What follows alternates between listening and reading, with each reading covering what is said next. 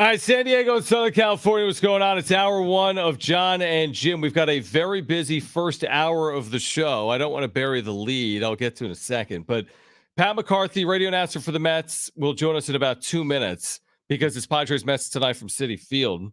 Barring weather, I believe. I was texting back and forth with him earlier. He said there could be some weather concerns. Then Kevin Acee, our Padres insider, will join us at 3:30. So, Beto comes in here, right? Yeah, stop the whole show. What is happening right now? So here's the deal. Beto's he's voicing to me because we're on the air. You're doing this update, right? And he's trying to voice to me while I'm here. Okay.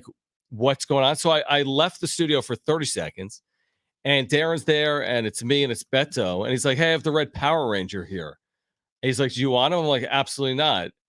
And Darren's like, yeah, what does that even mean? I'm like, I'm sure Jim and Brent would probably freak out, but what does that even mean, the Red Power Ranger? That's like saying, I have Yoda here, but Yoda's not, a Red Power Ranger is not real, right? It's like a red Power Ranger. So anyway, but the Black Power Ranger apparently was here a week ago. And Brent met him. Yeah. Okay. 2 weeks ago. 2 weeks ago.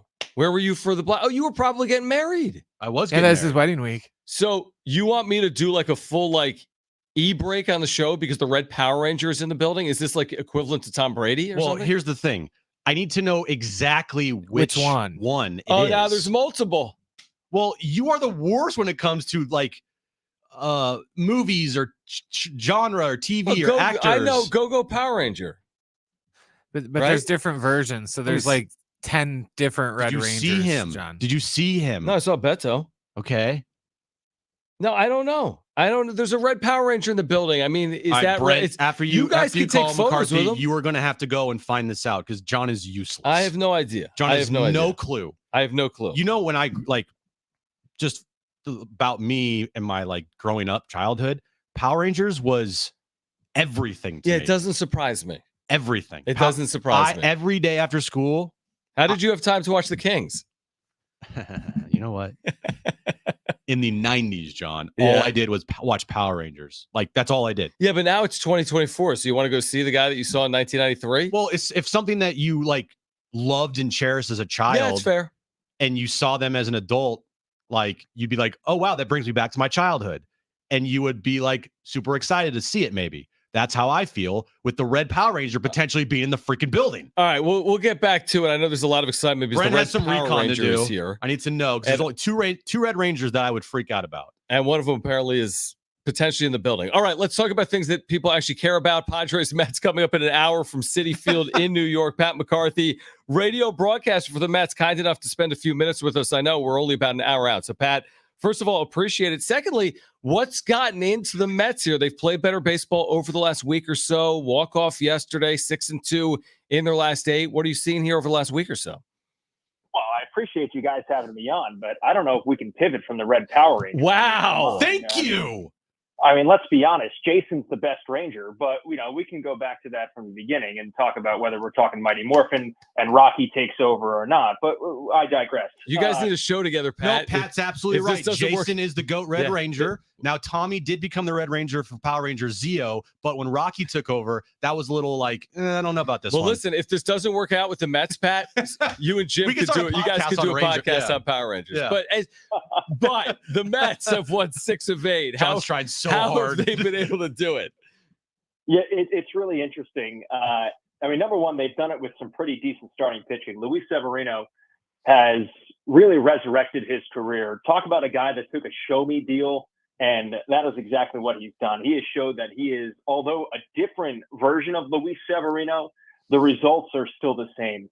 And frankly, they've gotten lucky, right? This is a different conversation if JD Martinez doesn't hit the walk-off home run last night. Because all of a sudden you're talking about, you swept the Nationals. That's great because that's the team you're chasing in the wild card. And then you somehow figure out a way to rally back and split a game out in London with Philadelphia. But then you came home and lost 2-3 to Miami.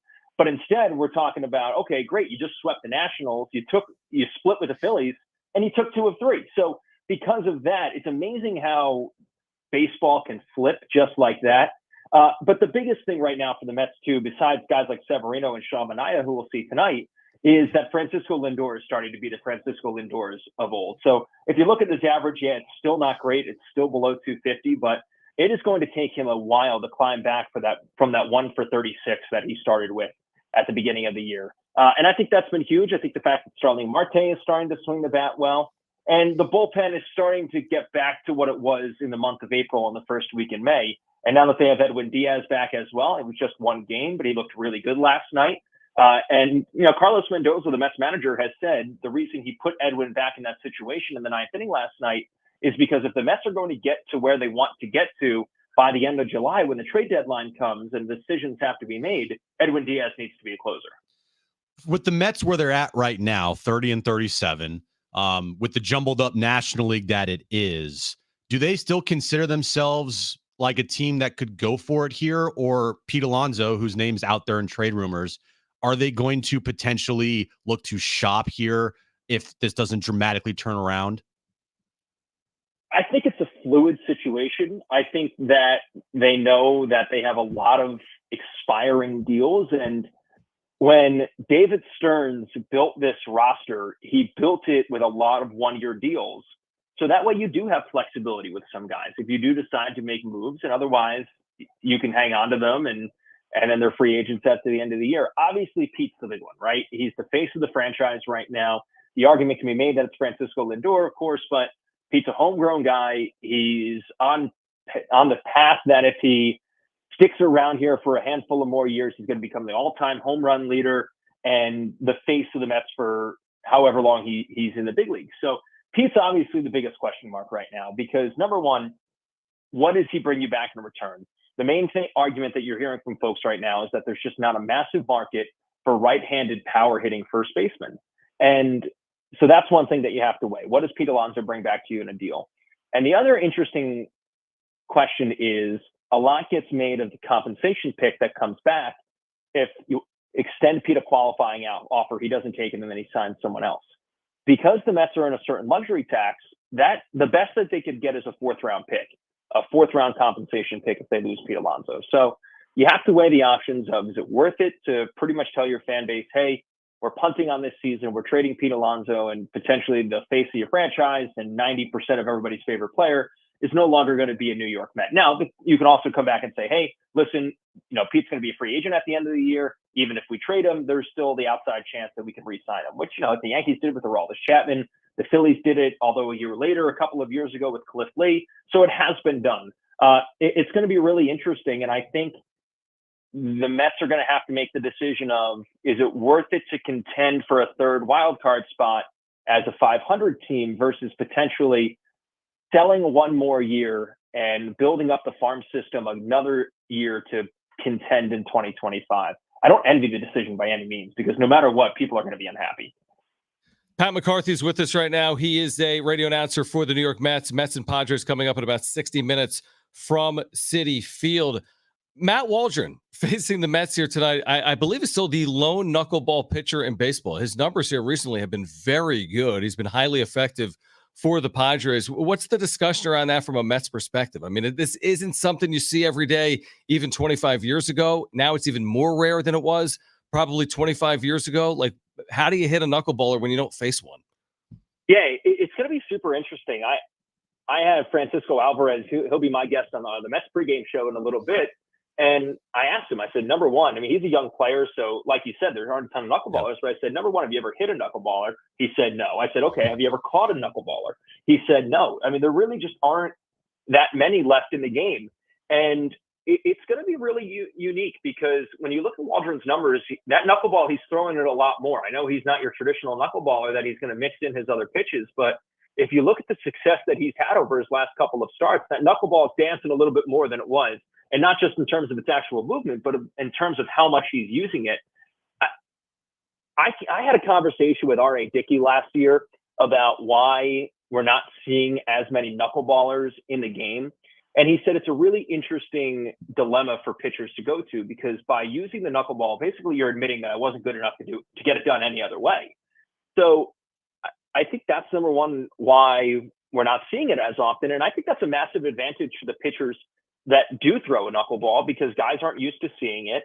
And I don't know if any of these guys are going to have a true approach as to how to hit one because like you said, I mean, Stephen Wright, I think was probably the last knuckleballer that we had in the big leagues for the Boston Red Sox a couple of years ago. So most of these guys have never seen one before outside of maybe some guy that they played American Legion with that somehow knew how to mess around and throw one off the mound. It's going to be really interesting. From afar, Pat, how do you view the Padres? They're 2 games over 500. They have a lot of talent on this team. We were talking about the other day, they're probably on the verge of making their 3rd blockbuster trade sometime here before the trade deadline in a couple months. Do you think that they're right where they should be, or are you viewing them from afar like, man, they should be better? Well, I think you have to view them from afar and say, yeah, they should be better. But right now they're playing some really good baseball. Yeah. And I think the Dylan Cease trade was a fantastic addition. And I agree. I think they're going to make a massive move because why? Well, they always do. That's just what the Padres do. Yeah. And I think I've seen Luis Arise a ton over the last year now. He is a special player. And if you put him in a lineup with some big boppers, what a luxury to have him at the top of the lineup, that you're going to have a guy that's going to be on base for the big boys in the middle of your order. And that to me is, I don't think he was truly appreciated in Miami. Now he was, because he won a batting title, obviously, and he was an all-star, and the Marlins made it to the playoffs last year. But, outside of guys like Soler and then eventually Josh Bell who came in, there weren't guys to really hit around him and bring him in. The fact that when you have a Luis Arise in your lineup, you're pretty much guaranteed a base runner. He's on base at least once, maybe twice a game. So I think the Padres have made some really good moves. And I agree. I think there's no way that they're not going to make a blockbuster deal. And I think they're in a great spot because when you look at the National League right now, it is wide open. It's going to take 500 to get to the playoffs, which is, we're basically talking about how we talk about the final NFL team at this point, that to get that last wild card spot, you just have to hang around 500. And I think that, the National League is very top heavy, obviously, with the Dodgers and the Phillies, but then the rest of the pack are all pretty much in the exact same spot. So I think the Padres are in a great spot. Pat, before you go, and I know you have a pregame in about 15 minutes, and we appreciate the time. What was the London experience like, specifically with your dad being there, right? I mean, you got your dad's calling Phillies games, you're calling Mets games, you're in London in the UK. This is within the last week or so. What was that entire experience like? Yeah, it was special. It was me, my dad, my wife, my mom. We were all over there together. So, for us to be able to all share that experience, it was pretty cool. It was a very humbling experience. I tell people all the time, my wife lived her best life for about 3 days. She was just thriving. Her and my mom went everywhere together. They went to all the pregame festivities, all like the pomp and circumstance. They were there. My wife did wear a half Mets, half Phillies t-shirt. I told her you can only do that in London. That is not acceptable anywhere else. But she was having a great time. And then for me and my dad, it was really cool just to be able to be on the field together. And it had like an all-star game playoff feel to it, just with the energy in the ballpark. And to experience the city of London, I'd been there one other time before, but it was about 10 years ago. So I don't think I truly was able to appreciate it. I'm a massive history buff, so we were able to go to like the Churchill War Rooms, all these different things. It was a really cool experience, and I hope I can go back. But it was truly a perfect storm for me and my family, for us all to be there together, to share that memory, and it's something that we'll have that'll last a lifetime. I'm incredibly grateful for it. No doubt about it. Pat, really appreciate you taking time. Obviously, we go back a decent amount of time. Actually, when I left for San Diego, Pat took over in AAA with the Phillies for the Lehigh Valley Iron Pigs. It's an amazingly small world. Enjoy the weekend series against the Padres. Best of luck to you, my friend, and we'll do it again soon, all right? I appreciate it, guys. Thanks so much. All right, Pat McCarthy, radio broadcaster for the New York Mets. Again, Kevin Acee is going to join us in about 14 minutes. Now, during this interview, which I thought was very enthralling, Jim and Brent are talking about which Power Ranger is in the building. We have found out which Power Ranger's in the building. It's the one that matters. So you're going to have to talk amongst yourself, John. So he's going to come in studio? No, we have to go in there quick, but he's going to leave in like 5 minutes. Okay. You want to go? Are you allowing this to happen? This will be amazing. It's either this or we got to break. We can break early. It's your call. So we're going to break early so you can meet the Red Power Ranger. Yes. Or I can just talk without you two for 5 minutes. Yeah. What do you want? That's like a dream. Go bracketology nuts. That is a dream. All right. Look at this. If you're watching on YouTube, Jim is gone. Now, Brett, you got to come back by 3:23 because I got a break for Kevin. So they have 6 minutes. All right. This is actually happening. Welcome to San Diego Sports Talk Radio. Like they have left the building. I am doing it. I don't know what happens if like something happens, like there's a thunderstorm or something FCC related. I'm the only one here. I'm not even on the other side of the glass. I don't even know if that's legal. So they'll be back. They're meeting the Red Power Ranger. Kevin Acee is going to join us coming up in about 13 minutes. Good to catch up with Pat McCarthy, Mets radio announcer. The trip begins, if you want to get your talkbacks in, we always talk about it like from a series or road trip or homestand perspective. What's an acceptable trip here, Padres fans? You can hit us up on the talkback mic. Open the iHeartRadio app, search for San Diego Sports 760, tap the talkback mic. We'll play your 30-second responses coming up later this hour. What would you take on this trip? Good with 3-3? Mets have been better recently. They've struggled as a team, and then you're going to Philadelphia. The Phillies have been among the better teams in baseball. Take 3-3 and just move the line accordingly, still be over 500 coming back home. Overall, the Padres, obviously, as we know, heading into the series, have played better baseball. Came home, finally took advantage of the homestand, went 5-1 over a 6-game stretch against, over the last week or so here at home. So what would you take? I mean, this has been one of the better road teams in baseball. Talking about the Padres, right?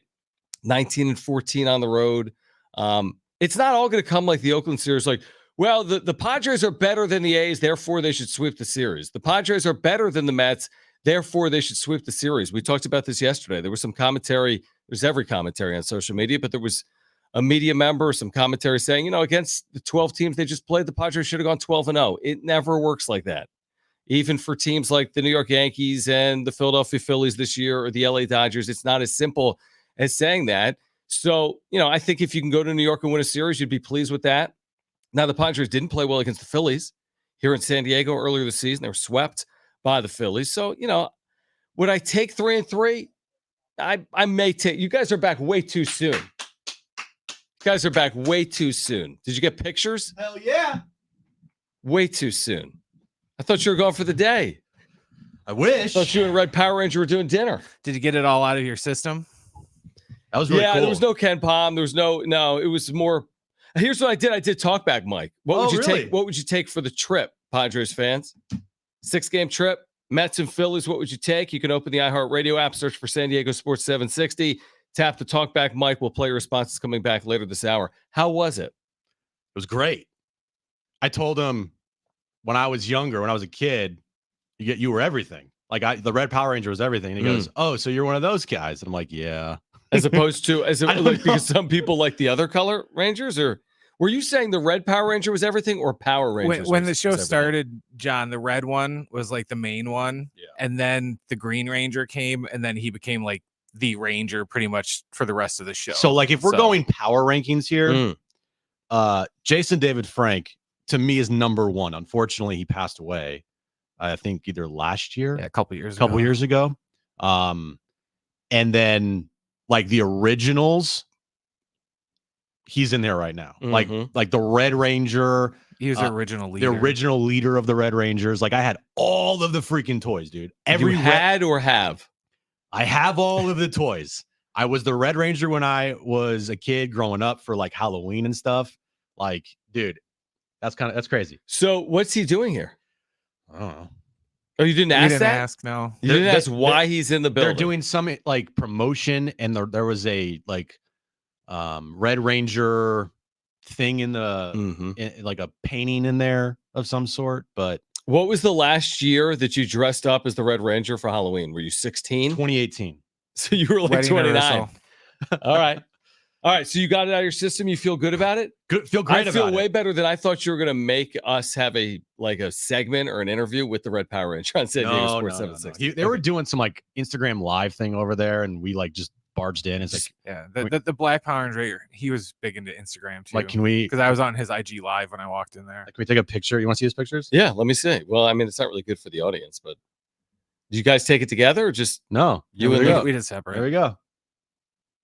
He's not even in the outfit. Well, yeah, Johnny's been walking around in his Red Ranger outfit.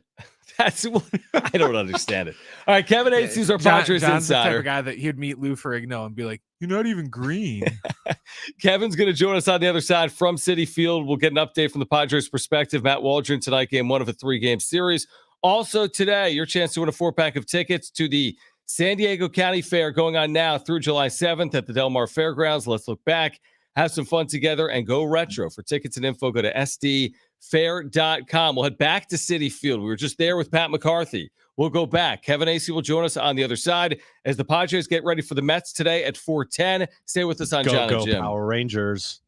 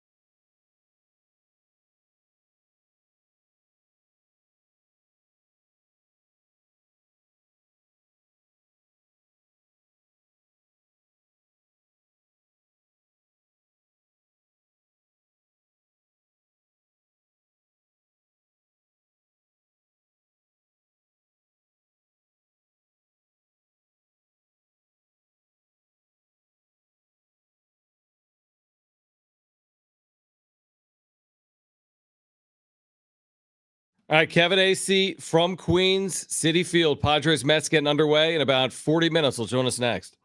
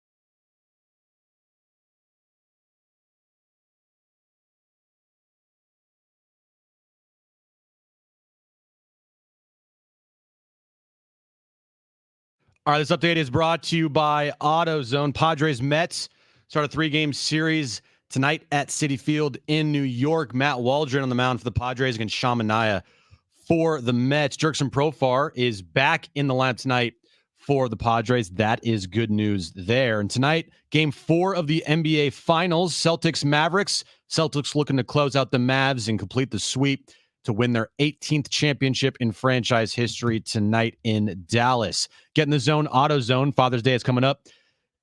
Taking on a job with Dad for Dad. Now you can save on brakes, oil, wash, and wax, and more during the AutoZone Father's Day sale. Now through the 16th. Get in the zone, AutoZone.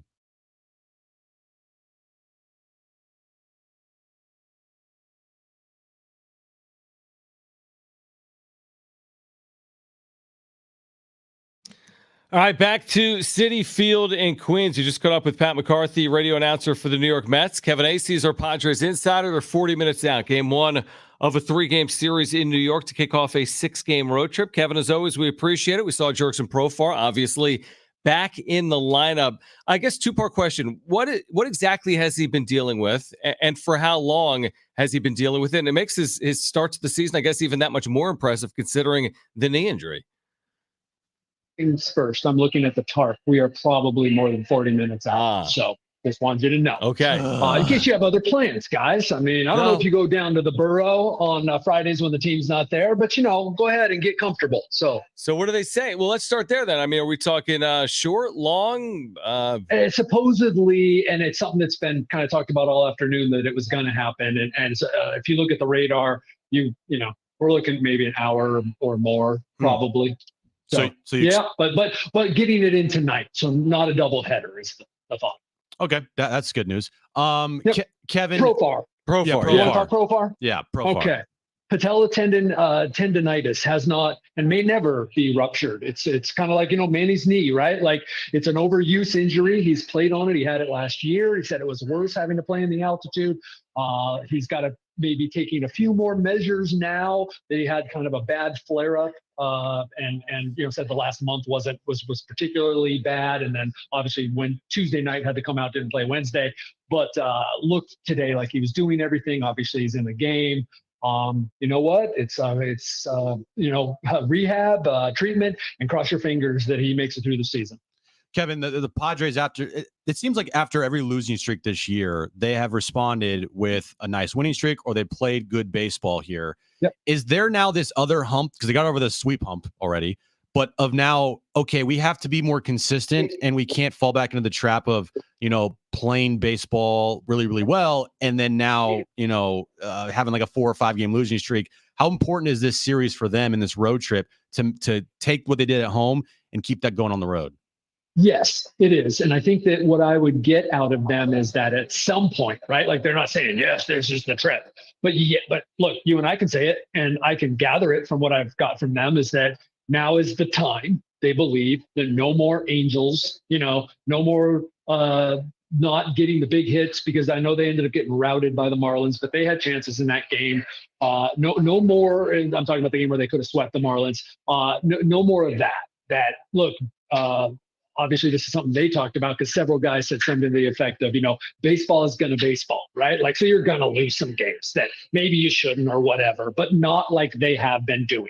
They need to be more consistent. So, yes, absolutely. And spot on about right now, because like this feels like one of those times in the season that a playoff team gets itself a cushion. They basically get into the playoffs now, a lot of teams, where you were 2 games up. You look up a week later, they're 4 games up. You look up a week later, they're 7 games up. You look up a week later, they're 10 games up. And then it is a kind of riding it to a 90 or a whatever win season. And this feels like it could be that time. Kevin Acee is our Padres insider. He's in rainy New York, where the Padres and Mets are hoping to get game 1 of their series underway later on this afternoon, San Diego time. So what are the updates on Yu Darvish and Joe Musgrove, and how could their circumstances impact what A.J. Preller may do between now and 6 or 7 weeks from now? I'm not sure that it will impact. I think they're going to get somebody anyway, and a starting pitcher, and they've cast a wide net, but they are looking for quality innings from somebody. Regardless, that they believe that they need that. They believe, they believe that they have as good a chance this year as they did last year. They're playing better, and that they need to supplement their team. And it starts now. They're looking for a reliever as well, but it starts with the starting rotation. So there's that. Then Yu Darvish, he threw in the bullpen today, and it was like a simulated game, but it was in the bullpen. It was like a up-down situation where he probably does not need another one of those. What he would need is more like an in-between starts bullpen. So we're looking at you probably not pitching until the Brewers series when the Padres get back home. Joe has not started throwing. Could be. I need to check on that. I guess could be as soon as the end of the week coming up, but I'm not sure what the process is before they decide that. But it's not like that's imminent or anything. And we are looking. Look, what I've heard from people around the organization is we're looking at after the All-Star break. When you look at this minor league system here, Kevin, we've talked a lot about, the Ethan Salases, the DeVries, the Leskos, the Snellings, and if Preller truly is viewing this team as, okay, I need to make one more blockbuster move here for pitching, is anybody safe in the minor league system right now, or is it all for grabs? I think Salas and DeVries are safe. Okay. And I'm not saying that other guys aren't safe necessarily. Maybe there's degrees of safe, but I think that they're going to be aggressive. And I do think that, look, they're going to have to balance it. It's tricky. And look, they want to have a team in the future that does have more guys that are making $750,000 or whatever, the minimum comes up 770, whatever it is, right? Like they want that, they need that actually, because you know all about the contracts that are going for the next 7-8 years, and so that you don't want to be getting rid of major league close guys, but if you're getting controllable guys back, that helps. But if you're getting controllable guys that are proven back, well, you're going to end up paying them $8, $10, $12 million. So it's a real balancing act here, because the people above AJ Preller are concerned about that. When I say concerned, I'm not concerned in the sense of worry, but it is their concern. It is their aim. They're going to stay under the CBT at least this year, probably going forward, but at least this year, so they can reset and not get the big, huge penalty. And so that's something for this year. And then, like I said, they got to have controllable / cheap. Those oftentimes mean the same thing. players, young/cheap, that round out the Manny Machado, Xander Bogaerts, Fernando Tatis contracts. And so it is kind of a balancing act, but they have a deep system. Remember last time, and if there's anything you're going to give AJ Preller and his staff credit for, it's that the system is deeper than we know, right? Like the sky was falling on this system a couple of years ago. And I have a feeling that after this trade deadline, that that might be the case again. That it's like, oh, look what the Padres did. They emptied the cupboard. And then we find out 2 years later, some kid who was 17, down in the Dominican or wherever, and now he's their number 3 prospect or whatever, right? So I think that they are going to go for it. They will try to go for it here. I'm not talking Soto-esque, but Cesar Rise-esque trades on the horizon. It's interesting you say that, and I think a lot of people tend to agree with the idea that they will add starting pitching, whether they quote-unquote need it or not. They've been done in by starting pitching. If you think about recent years, 2020 postseason, 2021 second half. I mean, even Manaea Clevenger, 2022 in the NLCS, or 2023, the way it all played out. There's some intriguing names, one of which has been thrown around is Garrett Crochet, who's got 2 years of control beyond this year, but he's a first-time starter. He's having an unbelievable year right now with the White Sox. There's other veteran pieces like a Jesus Luzardo, who's not a first-time starter. He's been around the block a bit. When you think about someone specific like Garrett Crochet, how much of that conversation is about now as opposed to the next 2 years? Because he might hit some type of innings limit, but the way he's pitching, he looks like he could be a really key contributor, not just in 2024, but well beyond. I will tell you that is a part of their process right now. Is if this guy is real, 25 and 26 are very intriguing, but we're looking to make moves to help this team now. So what is the reality since it's past his previous high? But as we find out with Seth Lugo, is what they're doing with Michael King this year. Like it's not just about that. It's what can the guy handle? How's he feeling? But that is a part of their diligence right now, is figuring out what would Garrett Crochet be able to do for them in 2024. Do you think they're looking for another bat potentially, or do they feel comfortable with their offense right now? Because if you look at the numbers, I mean, the numbers is like pretty much a top 10 offense in baseball. Yes. And so that's great. I do think, and I have heard that they are looking, but I don't have names, and I don't necessarily even have positions because I just don't, but without a doubt, as they get, 5 weeks now, and you're talking about now watching people in person. And so you start to hear a little bit about where the Padres scouts, that they are looking to supplement their offense in some way, but I don't know beyond that, where it is fairly obvious that we're looking at take your pick of a top tier, controllable, at least one more year starter, that the Padres are in on that guy right now. So I don't have names for relievers, but too many people have told me that they are looking to add a right-handed reliever for that not to be a reality. But yeah, so the usual AJ Preller wide net. How about that? That's probably perfect right there. Kevin, final one for me. We're probably a month and a half, maybe 2 months down the road from this being a real conversation, but we talked about it this week, so I wanted to ask you. When Xander returns, is he just going to be given back his spot? Or if Donovan Solano or whoever else is stepping up, is playing well, are there going to be some hard conversations? Okay, I'm going to entertain this because my first answer is he's going to be given his job back. They're already talking about it. Hey, if Xander can come back and hit the ground running and all that, and how good that would be, and that there is absolutely no consideration that he wouldn't. But here's where I'll entertain it. They moved Manny down to 5. That didn't happen before. Okay. There have been some other things where they have made moves, might seem little, might seem small to people who haven't dealt with major league egos before.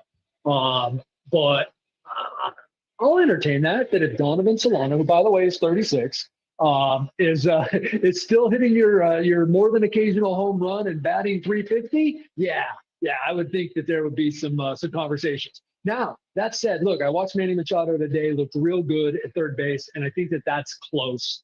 But, there are ways to kind of move this thing around because Manny, we'll see how he runs tonight. But if you watched him run the bases the last couple of days, it didn't look promising, did it? So, there seems to be things that come up that these things take care of themselves. But so I answered your question as best I could that no, I think it's his job when he comes back. I'm virtually positive. But hey, I do want to give credit to the Padres, to Mike Schilt, to the players that they have been open to doing some things that would almost be previously unheard of before.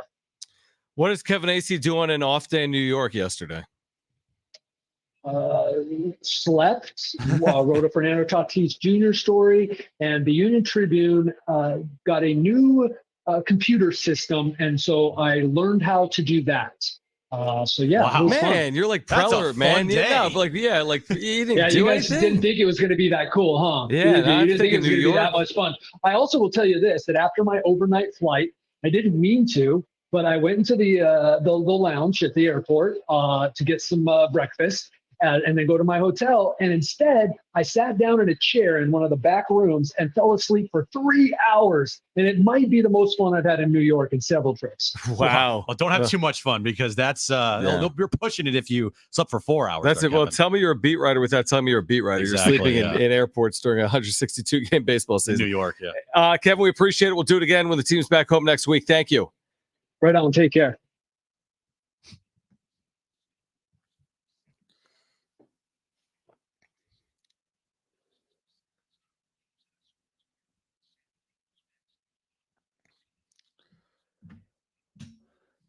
All right. So here's the good news that you can keep it here because the bad news is the Padres and Mets will start in a delay, at least. Yeah. So Padres and Mets will not get underway in 27 minutes. They will start in a delay. The tarp is on the field. We'll react to our conversation with Kevin Acee on the other side. We have great giveaways today between now and 6 p.m. Stay with us on Jon and Jim.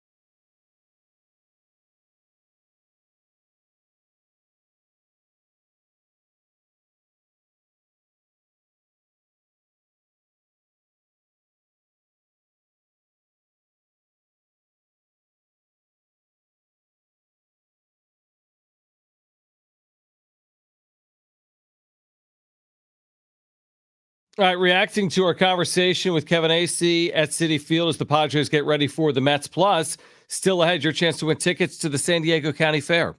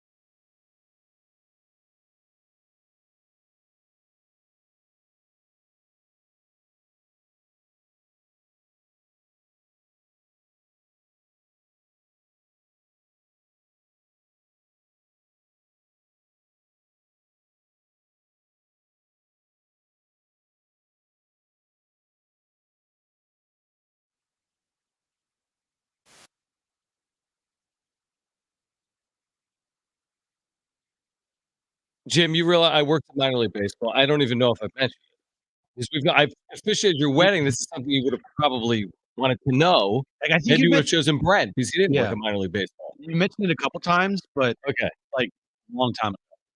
Here's the thing you do when you work in minor league baseball. And I bring it up because the Padres and Mets are working through weather with the tarp on the field. All you do obsessively is pull up radar maps and see if you're going to get the game in or not. And truthfully, when you work in the minor leagues, you're just rooting for the game to be postponed. Because, like, it's honestly, it's like most people in life. It's like if you have a test on a Friday and they're like, well, we're going to move it to Monday. You're like, great. And yes, it doesn't mean you're going to prepare more come Monday, but you're just happy and relieved you don't have to take the test on Friday. Yeah. Major league players feel the same way. They're not thinking about the repercussions or ramifications or 2 games in one day. They're like, bang out, rain out, New York, let's do it. So that's what's going on right now would be my guess. And the clubhouse is in New York. No, when I had to run the board for the Brewers, I did the same thing. I would constantly, if they were in Cincinnati and there was a rain delay, I would have the weather channel up in the corner. I would be checking the hour by hour to be like, oh, okay, there's no way they're going to get this in. Let's just cancel it. Just cancel it. Well, anyway, 97% chance of rain in New York City. So that's like good close to 100, John. That's close to showers and thunderstorms likely this evening with a shower or two possible overnight. Low 65, then a gorgeous weekend in New York. But right now, raining, even with a risk of severe weather today, wind and hail possible. Okay. So that's the Northeast. Do you think we're going to get some sort of day-night doubleheader this weekend, or they're just going to reschedule it for later in the year because it's early enough? I mean, you wait things off a while in the big leagues on a Friday night. Yeah. But I don't know. I really have no idea. The worst is when, and it's mostly in Atlanta, I've noticed. When they're in Atlanta, they're just making it up. They just like don't understand the weather forecast. 100%. Because was it this past year, also I think maybe last year and maybe a couple years, 2023 and 2024. Right. Yep. They postponed the game this year and there was no rain. Yes. Like they postponed it and it didn't rain. Yes. And then another time, they waited for game 2 of a day-night doubleheader only for it to rain. They wasted 6 hours between games, and then they postponed the game. So hopefully this thing's coming down. Okay, I see. Okay, we got red. That's not good. We got red. I know that's not good. It's not good. That's not great. But guys. it's the big leagues. We'll see. That's my point. And it's what? If there's a window? 7, it's almost 7 there Yeah, right it's now. not even, first pitch time, 17 minutes away. They'll give it an hour or two, my guess. That looks like it's not it could go away. Go through. Yeah. It could go through here in like Kevin said, maybe like an hour and a half type of thing. Yeah. Yeah. You get through that pocket, you're good. You got a window, as we like to say in the business. Give me a window. There's a window. Gotta get 5 in. There's a window. So, all righty. Yeah. So stay here. Stay here because stay Padres Mets is not going to start at 4:10. It might not start at all. No. And it may not start until 5 or 6 p.m. here tonight, Yeah. Pacific time. All right. Here's what we have for you over the course of the next 2 hours. We have tickets to the fair, which is well underway. We need to get there. And by we, I mean I need to get there. I don't know if you're going to go. Don't you live like I could walk to the fair. It would be a long walk, but I could walk. You could walk to the fair. It would be a long walk. I could walk to the fair and I would 2 days. I would get there by next year's fair. Exactly. Exactly. But we do have a 4-pack of tickets. Funnel cakes. We have a 4-pack of tickets to the fair going on now through July 7th, Del Mar Fairgrounds. Let's look back, have some fun together, and go retro. For tickets and info, go to sdfair.com. So why don't we do this? 4 o'clock hour, we're giving those away. Also on the other side, we will get to the wrap. We haven't even mentioned the fact that game 4 of the NBA Finals is tonight. Could be the last game of the NBA Finals. So we'll get to that on the other side, plus the wrap, plus keeping our eye on the skies in New York, where the Padres and Mets are hoping to start their series tonight. Stay with us on Jon and Jim.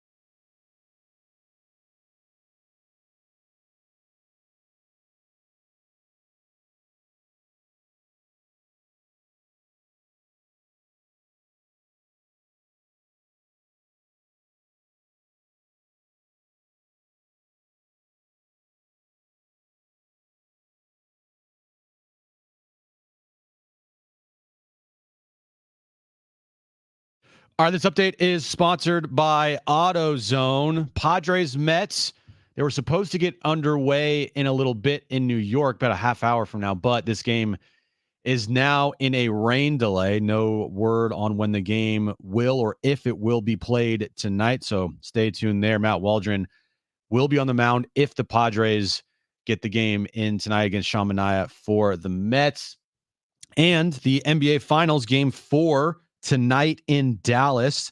The Celtics are looking for the 4-game sweep to win their first championship in over a decade and their 18th as a franchise. Get in the zone, AutoZone. Father's Day is coming up. Taking on a job with Dad for Dad. Now you can save on brakes, oil, wash, and wax, and more during the AutoZone Father's Day sale. Now through the 16th, get in the zone, AutoZone.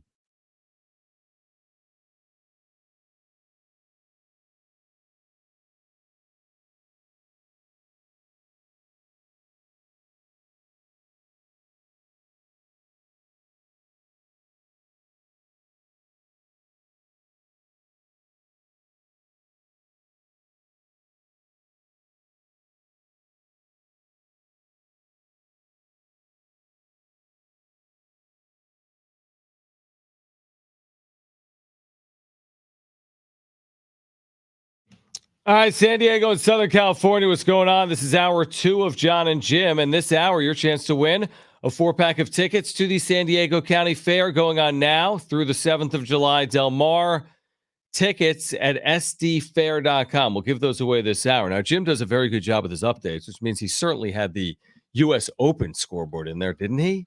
Oh, yeah. So you would know because you just heard that one guy's in the lead. Yeah, that one guy's lead. By the way, the leaders, Jim, because I want to reference this because Xander Schauffele once again is within striking distance. He's in the top 10 right now. He's 4 strokes off the pace through 2 rounds. He's 1 under par. I don't know the 2 tied atop the leaderboard, Jim. Ludwig Aberg. Am I saying that right? Yep. I think the so. Swede. I know who that is. And Matthew Pavin, who is also 5 under par. So Pavin is still out there through 16 holes. And Aberg's in the clubhouse at 5 under par. So 5 under par, that's the leaders. Xander is 1 under par, 4 strokes off the lead. Rory fell back today. He's 3 strokes under par for the tournament. DeChambeau's just a stroke off the pace. Any takeaways here from 2 days at Pinehurst, number 2? Because Scheffler's fallen way off. Yeah, what's he at right now? I think 5 over or 4 over for the tournament. I'll find it. He's projected to miss the cut. Yeah, this is what a U.S. Open is. That a U.S. Open makes some of the best golfers in the world look really bad. So it's probably the hardest major to win of the 4 because of the conditions that U.S. Open that they make for the U.S. Open. And it's not surprising that there's maybe some random names on the top of the leaderboard here, just because it's kind of a crapshoot when you look at a U.S. Open. Projected cut is +5, and he is +5. Okay. But the round isn't over. But if the round ended right now, he would make the cut, but he would be with the worst score to make the cut, which means could he at all have a shot, Jim? 10 strokes off the lead, being Scotty Scheffler heading into Saturday if he made the cut? 10 shots, that's a ton of strokes, isn't it? He would have to shoot something like a 64 to get back in it. So we'll see if he's able to do that. But again, Xander, it's amazing because, like, to your point, there are 16 golfers under par. That's not a lot. It's only day 2. So how many guys drop off? Well over 100 140, 150. Yeah. So only 10% of the golfers right now are under par. We will keep you updated. What do you have? A little breaking news. Ooh, how does that compare to like a lot of breaking news? Well, tell me, is it legit breaking news? Right. Yes. Sometimes you say breaking news and you're like, the Vancouver Grizzlies are back. Well, this breaking news. So that would be breaking news. Yeah. Could be a like Pandora's box type of breaking news. Wow. Jeff Passan is reporting Major League Baseball has disciplined umpire Pat Hoiberg. Is it Hoiberg or Hoberg? Hoiberg, doesn't matter. Pat. For violating the league's gambling rules. Umpire. Well, how would you know? They're all terrible. But so you could get away with it. While the specific nature of the discipline is unknown, Hoiberg has denied betting on baseball, sources tell ESPN, and is appealing the ruling, which Ken Rosenthal and Evan Drellich first reported. Well, denying betting on baseball doesn't mean you haven't bet on something else. Because what are the umpire gambling rules should be strict. And it's interesting how Angel Hernandez has now just, gone. He got a settlement. He did. I think to walk away. And he blamed social media for why he left. But again, this is not the first year that people have said he is the worst umpire and horrible at his job. It's about time social media did something good for this world. So wait, what is they've disciplined umpire, Pat Hoberg? I mean, the way baseball works, discipline could be like a lifetime ban. Does he have an interpreter? Does he have an interpreter? His He's interpreter one right now. is probably the umpire. Does he have a fall guy? He needs. I mean, do you even want to fall? Like, you're an umpire. Like, do you even need a fall guy? No. Can you even get a fall guy? Yeah. You're an umpire. But I mean, doesn't that just kind of? I'm not saying it opens Pandora's box or whatever it is there, but when you have an umpire in baseball, and how many years have we been complaining about how bad umpires are, to now have one potentially be caught for betting? I don't know if they bet on baseball, but I mean, is this a Tim Donaghy? Was Tim Donaghy actually impacting the outcomes of games that he was officiating? The answer is yes, right? Yeah, yes. That's unbelievable. In playoff games. I mean, that is truly unbelievable. Yeah, that Lakers-Kings now, game. I don't give umpires that much credit because I feel like they don't do a very good job. So, like, how could you even do it? You can do it as a plate umpire. But man, I don't know. That's giving the plate umpire a lot. Now, nobody's saying that he influenced outcomes of games. That would be unbelievable in baseball. If we found out an umpire was influencing outcomes of games, that would be like jaw-dropping stuff for baseball. See, that's one of the issues with the, having a different strike zone every single night and every single game, depending on who it is. Because now if they want to go back and like review old games of this guy to see if there's anything like in the past that might have seemed fishy, they can't really do anything because it's like, oh, well, that wasn't a strike, but we don't really we have no clear definition of what a strike is anymore because we just leave it up to whoever's the home plate ump that night. Does this quicken automatic balls and strikes? I hope so. Also, what a Friday news dump. Yeah, that is a news dump, man. At 7 p.m. on the East Coast. Let's just say, one of our umpires was betting. Got caught gambling. By the way, the first reply to Jeff Passan's tweet, Ohtani gambled $150 million, didn't get disciplined. John, it was all the interpreter. Ohtani didn't know anything about it. And then, by the way, there's another person, the next reply, this guy, Pat Hoberg, in the World Series in 2022, didn't miss a ball strike call for an entire game, which is unheard of. That's very unheard of. 100% accuracy, plus 0 runs for either team in a World Series game. That's unheard of. So I'm curious. I'm curious too, and I'd be shocked if he's the only one. Now, do you think though this stems from like, hey, these guys are playing, fantasy? Maybe because it's like the level of betting. Yeah, there's so many outlets for fantasy. Yeah, right. There's one thing to bet truly on baseball games, another thing to play fantasy daily gaming. It's all over the place. So that's a good point. What if, like the Underdog Fantasy app, right? What if you had the Underdog Fantasy app and you're just betting on football and basketball? I don't know what the rules never are. do baseball. Well, here's the I would thing think with, the umpires can. I don't know. Tommy Pham, him and fantasy. Jock fantasy, Peterson, they did fantasy and they didn't get in trouble. Granted, we don't know if they did it through DraftKings or just through their own devices, but that was publicly known because him and Jock Peterson got in fights over. What a year for baseball. We're in June. Ohtani started the season with that story and his interpreter. Yeah. Now here we are in June. There's an umpire that's being disciplined for betting, an umpire. And then Tucupita Marcana. I know bet for life. I know one thing. They might be pumping the brakes a little bit on that expansion team to Vegas. Well, the thing with baseball relocation is they're in a spot where their sport and every sport, frankly, is pumping out the advertisements for betting. And then you guys are then going around and disciplining all of these players and potentially umpires here for betting, or at least gambling on whatever they want to gamble on. And I get it. It says in giant red lettering, like, you cannot gamble. I understand that. And when you gamble on your sport, it's even worse. But what if you're saying they're hypocrites? I mean, A little, yeah. No, I'm asking because listen, in some regard, yes, but I understand it. Listen, you're in the business of creating revenue. This creates revenue. And just because everyone else can do it doesn't mean they can, because the public would say you have information. Now, I'm with you. Now, is it illegal? Is it it's a punishable offense to bet on other sports if you're a Major League Baseball player? Is that accurate? Can Major League players bet on other sports or not in any capacity? I don't think so. I don't know the answer to that. I just don't. I get it from a baseball perspective. Clearly, they're not going to be able to bet on baseball in any capacity. That's insider information. Umpires, you think like umpires, man, you can't be betting.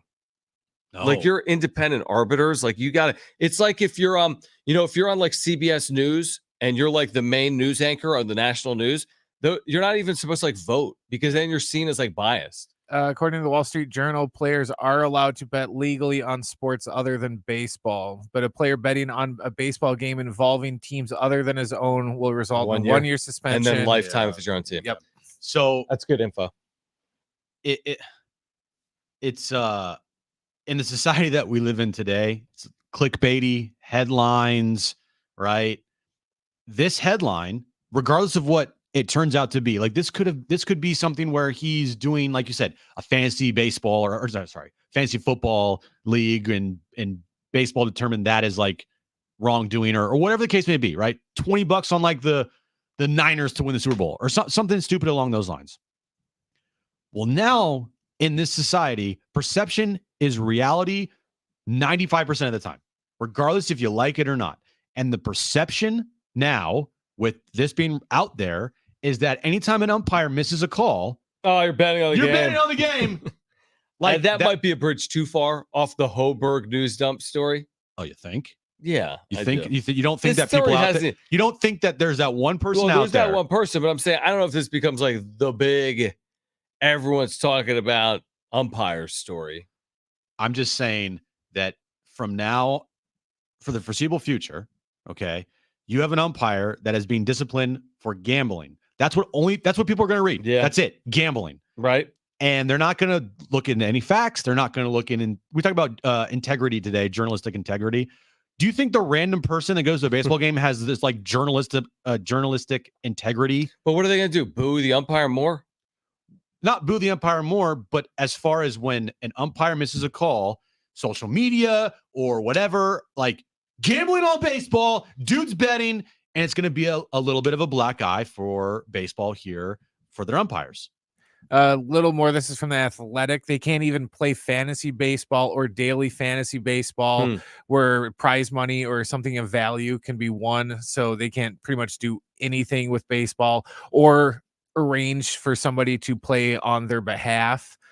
But it says here that as long as the bet is legal and doesn't involve baseball, they can do it. It says in here that, they can bet on anything from English Premier League, the NBA, or Quidditch, as long as it's legal under the relevant state laws, they said. All right, here's a quote from Major League Baseball to The Athletic. During this year's spring training, Major League Baseball commenced an investigation regarding a potential violation of baseball sports betting policies by umpire Pat Hoburg. Mr. Hoburg was removed from the field during the pendency of that investigation.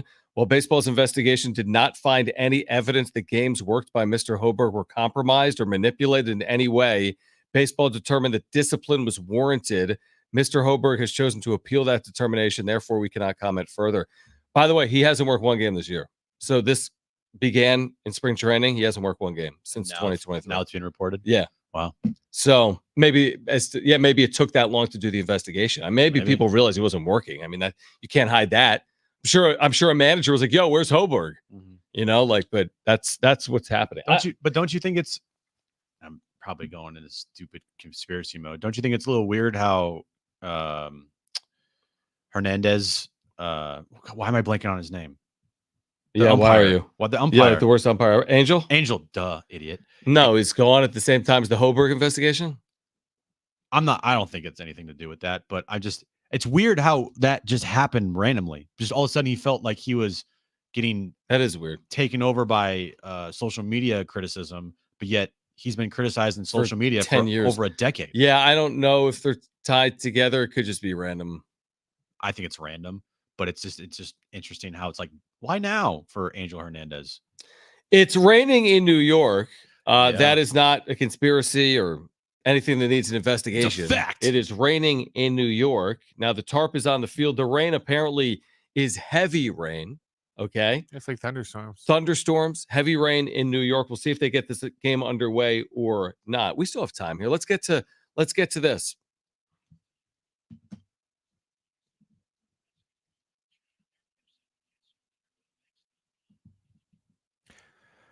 Who will win the U.S. Open? Not Scotty Scheffler, John. No. And not your boy. He had a temper tantrum today. Not your boy, Xander. Why? I'm just saying, I don't think he's going to win. Okay. I said Rory from the start, and I will stick with Rory, even though he had a 2-over today. He's only 2 shots off the lead, didn't bury him, and anything can happen over the weekend. A guy at 5 under could easily go to even par the very next day. U.S. Opens, it happens a lot. Like, just because you have maybe a 2-shot lead on Friday after round 2 doesn't mean that person's going to be in the top 5 or even win the tournament come Sunday. So I'll stick with Rory. It's not crazy to think. I mean, he's right in the mix. I will stick with Bryson DeChambeau, who I said yesterday, he is right in the mix. He's actually 1 stroke off the lead, 1 better than Rory. 1 under par today, 4 under for the tournament, 1 stroke off the lead. He's playing really good golf. And actually right now, it was a co-leader. It's now just 1. Ludwig Aberg is 5 under par. And then a handful of golfers are 4 under par, including DeChambeau. Next question. Which series has been worse, the NBA Finals or the NHL Stanley Cup Final? Well, considering the fact that I've not heard anything from the Stanley Cup Final. Is it being played? It is being played, and the Florida Panthers are going to win the Stanley Cup. Florida Panthers over Edmonton. I'll just say but I can't. I haven't watched 1 second, so how could I say it's been worse? I have watched the NBA Finals, and it's not been great. I'll be for like a quarter in Game 3. So I'll just say the NBA Finals there, because I haven't watched a second of the NHL. You know, you make a good point. The NHL Stanley Cup has not been competitive. Now, yesterday was a 1-goal game, but it was 4-1 after 2, and I guess Edmonton made it close late. But to your point, the Florida Panthers, we're talking about the Panthers have never won a Stanley Cup. Like, they don't even play in Miami. What's that?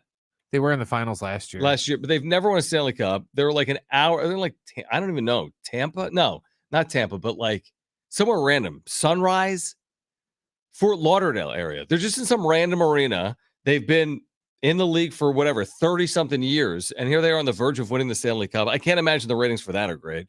Edmonton, Florida in the Stanley Cup, and we're about to see a sweep. They call it the Miami metro area. But it's like the Chicagoland area. It's like, I live 50 miles outside of Chicago, so I live in Chicago. Right. What does this mean for ESPN and ABC? What a disaster. You've got the NBA Finals and the NHL Finals, and you got 2 3-game to none series. That is a disaster. The layoff for the NBA Finals was longer than the actual series itself. That too. You had to wait 10 days. It's going to end tonight. Could very well. What's the line? Is Dallas favorite tonight? No, I don't think so. I'm going to say Boston by 4 or 5. Really? You got right now Boston by 1. Yeah, Boston 1.5 at ESPN. 4 is a lot. No, but even being favored, it tells you about the state of the series, right? It's over. Yeah, it's done. It's been a very forgettable NBA playoffs. Absolutely. And first round was good. Okay. 2 months ago. 2 months exactly. Yeah. Playing games maybe. All right, next question. Who's going to win the College World Series? Oh, Jim, can you tell me the teams that are in it besides the 2 that you're looking at on TV? I'll just go with I'll go Tennessee. The top seed. The top seed. All right. You're going to go with Tennessee, so I'll take someone else. Brent can take someone after I name my team. I'm going to take North Carolina. Okay, you're going to take North Carolina. Yeah. So I will take I have no clue. I'll take the Kentucky Wildcats, who are in their first ever College World Series. I will take the Kentucky Wildcats out of the SEC in their first ever College World Series to win the whole darn thing in Omaha. Next question. Is this a must-win series for the Padres? Oh, it's not a must-win series for the Padres. But like we talked with Kevin and we talked about it yesterday, this team has not been as consistent as I think everyone would like them to be, because after like a bad stretch of baseball, they do bounce back and have a good stretch, but it's not a prolonged stretch that makes them 5, 6, 7 games over 500. It's like, all right, we're 2 games over. We have a chance to go 3 games over, and then we fall on our face, and then we go right back to 500. Mm-hmm. And it's like a constant cycle that's been happening all year long. So yeah, this road trip is important. Even if you happen to lose a series in Philadelphia, well, try to take advantage of playing the Mets right now. But the thing is, the Mets have actually been playing really good baseball. They just got Edwin Diaz back today. Yeah, they had a walk-off yesterday. Yeah, so it's not a must-win series, but like, got to continue to play good baseball. It is a must-win series for the San Diego Padres. Season's over if they don't win it. That's exactly right. Correct. All right, on the other side, getting you ready for both Padres Mets. An update on the weather at Citi Field in Queens, plus Game 4 of the NBA Finals. Also, coming up in about 20 minutes, your chance to win a 4-pack of tickets to the San Diego County Fair. It's Jon and Jim.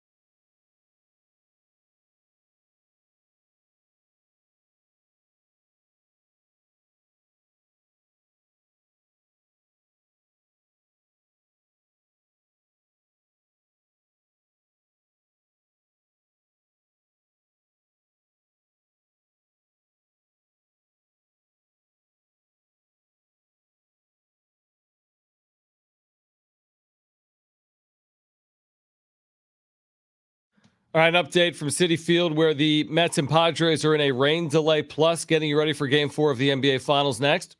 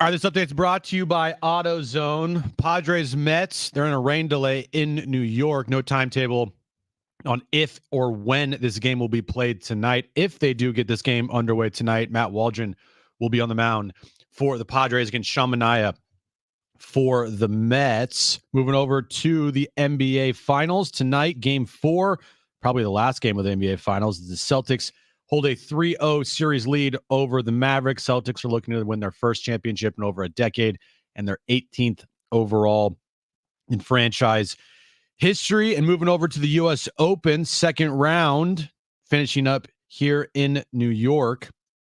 Let's see here. Why is this not working? Ludwig Oberg leads the tournament right now at 5 under par. Bryson DeChambeau 4 under par, and Rory McIlroy is at 3 under par. Xander Schauffele, the PGA Championship winner, is at 1 under par. Get in the zone. AutoZone Father's Day is coming up. Taking on a job with Dad for Dad. Now you can save on brakes, oil, wash, and wax, and more during the AutoZone Father's Day sale now through the 16th. Get in the zone. AutoZone.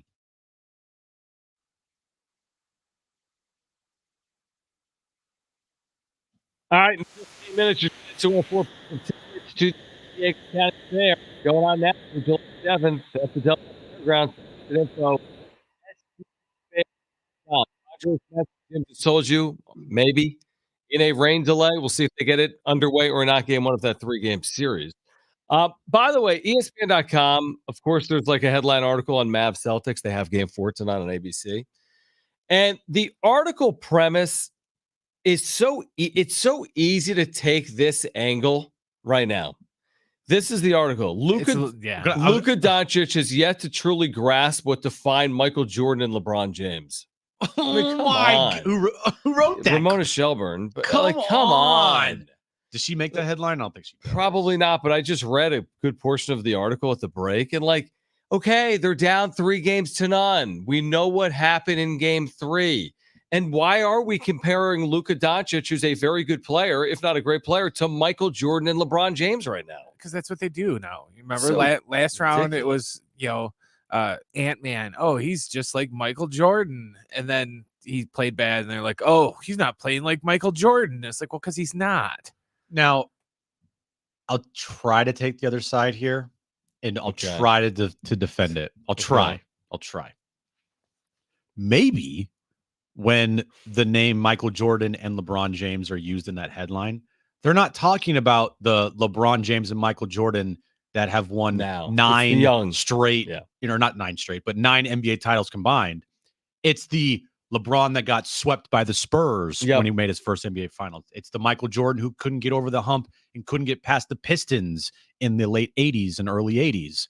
Maybe they're talking about those versions of Jordan and LeBron. Yeah, I hope. I think you are right. But again, just the attention grabbing, and we've heard it a lot through this postseason, like Brent just said.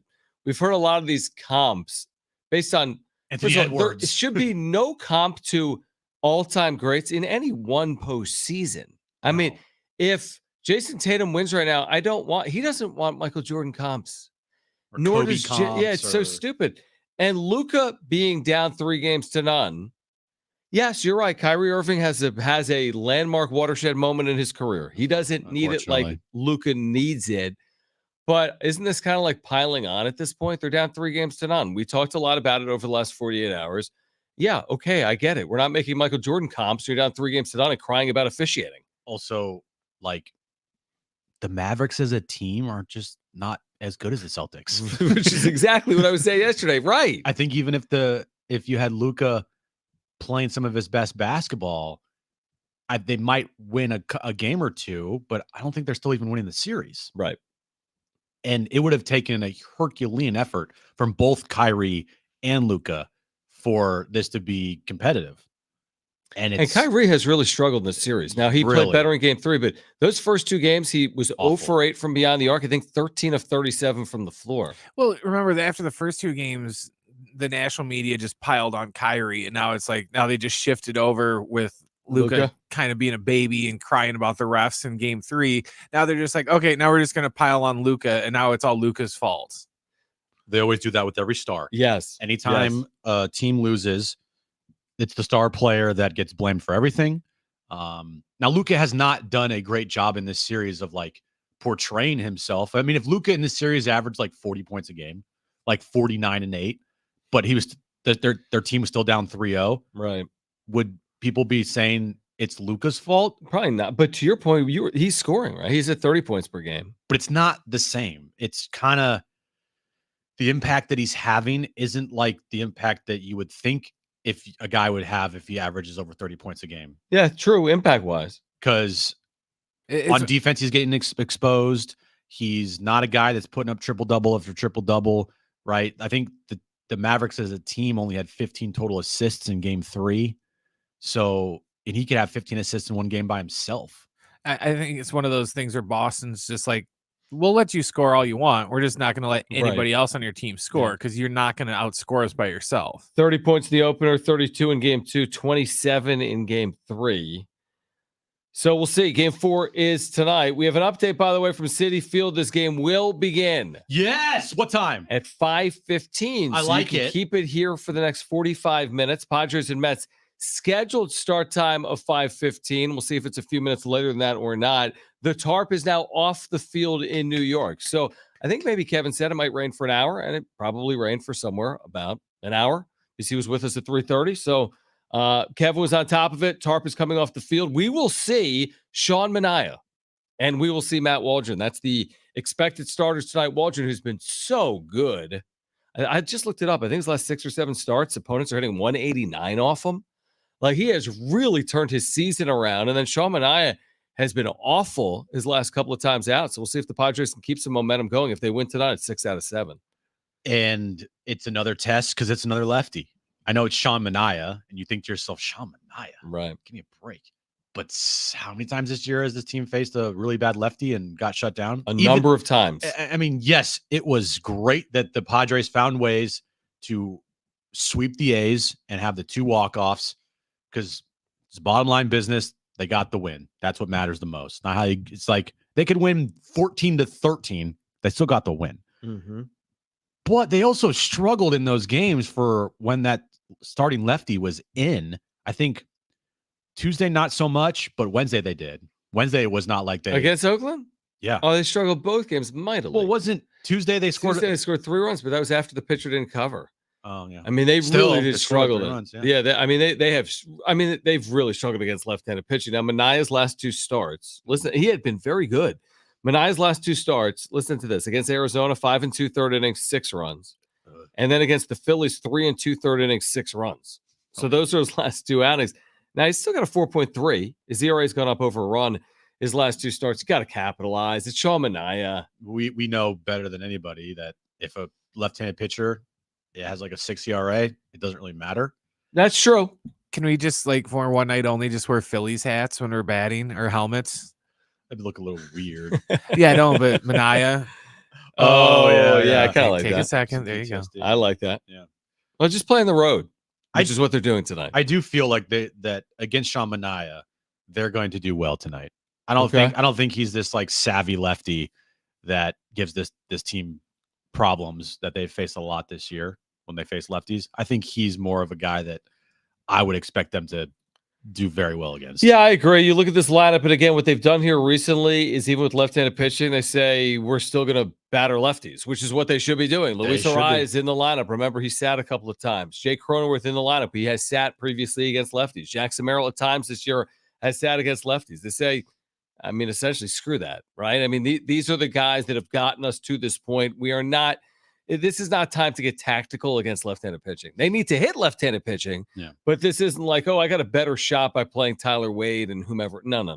These guys that have been with you all season long that need to play every single day. I like the strategy, which is basically your lineup, whether it's a left-handed pitcher or a right-handed pitcher. Right. And with Jackson Merrill, you have to have him in the lineup all the time because he not only does give you a good at bat more often than not, we forget, like, you're still developing him. Mm-hmm. Like, he's still developing. He's not even anywhere close to the final product right. at all. And so you want him to face situations and be in there and face certain pitchers where he has an idea of and be ready for anything thrown his way. Because if they made him into a guy that just faced mostly right-handed pitching, to me that's not good for his development.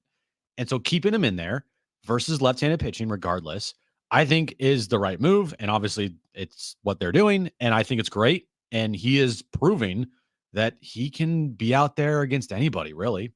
I agree with you again. Expected first pitch time with rain having ceased in New York is at 5:15 tonight in about 40 minutes. On the other side, you need to call right now if you want a free 4-pack of tickets to the San Diego County Fair now underway. Here's the number to call. First 2 callers will be our contestants for trivia. The number to call, 877-767-4760. We have 4 free tickets to the fair going on now. 877-767-4760. First 2 callers will be contestants. Going on now through July 7th. Del Mar, let's look back, have some fun together, and go retro. Tickets and info, sdfair.com. Call right now, 877-767-4760. We'll play for that prize. On the other side is Jon and Jim.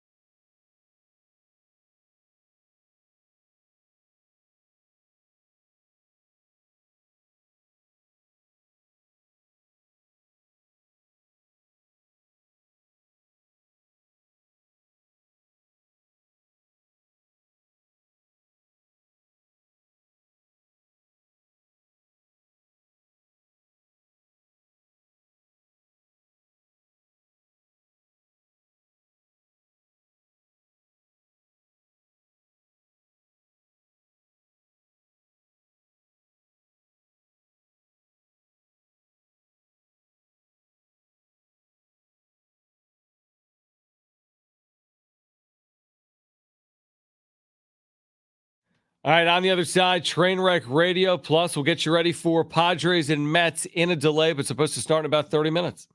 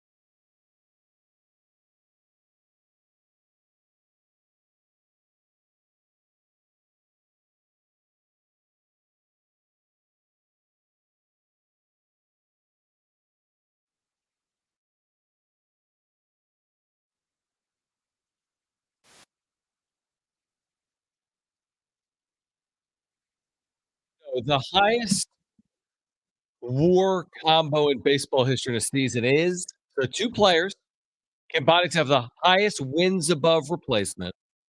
Yeah. Baseball history, where would you go? I would go like Babe Ruth and Mickey Mantle. Kind of, but they didn't play together. Oh, wait, Babe Ruth and Lou Lou Gehrig. Gehrig. Sorry, Mickey Okay. Mantle was that. My bad. So Ruth and Gehrig, you are right. 27 Yankees. Doesn't everyone always say, "Oh, 27 Yankees"? Yeah. So they combined to have a 24.5 WAR. So where's Profar and Tatis on this list? That's a great question. But my point is, here's the rest of like the top 10 recognizables. All these 1920s Yankees teams. A-Rod and Griffey, okay, would be sixth. That Bonds and Kent, 02. Yeah, that was Bonds and Aurelia, but that's all Bonds. All Bonds. Okay. But Aurelia was good that year, I think. In 2001, I'm sure he was. He's an all-star. I think 35 home runs. So two Bonds teams, like 6 or 7 Babe Ruth teams. But number 2 projected WAR to finish the year. Now, it's only the 70 games in. No, it's not. It's not. But it is Aaron Judge and Juan Soto, who are number 2 projected, 20.9. The highest in baseball history is 24.5. The next highest is 19.9. Also, Ruth and Gehrig in 1930. That's how good. A lot of that's Aaron Judge, by the way. More than half of it has been Aaron Judge of that WAR. But Judge and Soto combining to potentially have that historically good of a season for the New York Yankees. That's pretty. I mean, we saw the writing on the wall. How many Yankees teams are on that list, though? Like all like of them? 7 of the 10. 7 of the 10, yeah. No, the Cleveland Naps of 1906 with Nap LaJoy. Oh, I remember that team very list. well. Remember the Naps? I remember that very well. Very good team. Yeah. How good of a name is that, the Cleveland Naps? I miss Naps. Yeah. All right. Anyway, food for thought. Let's get to this.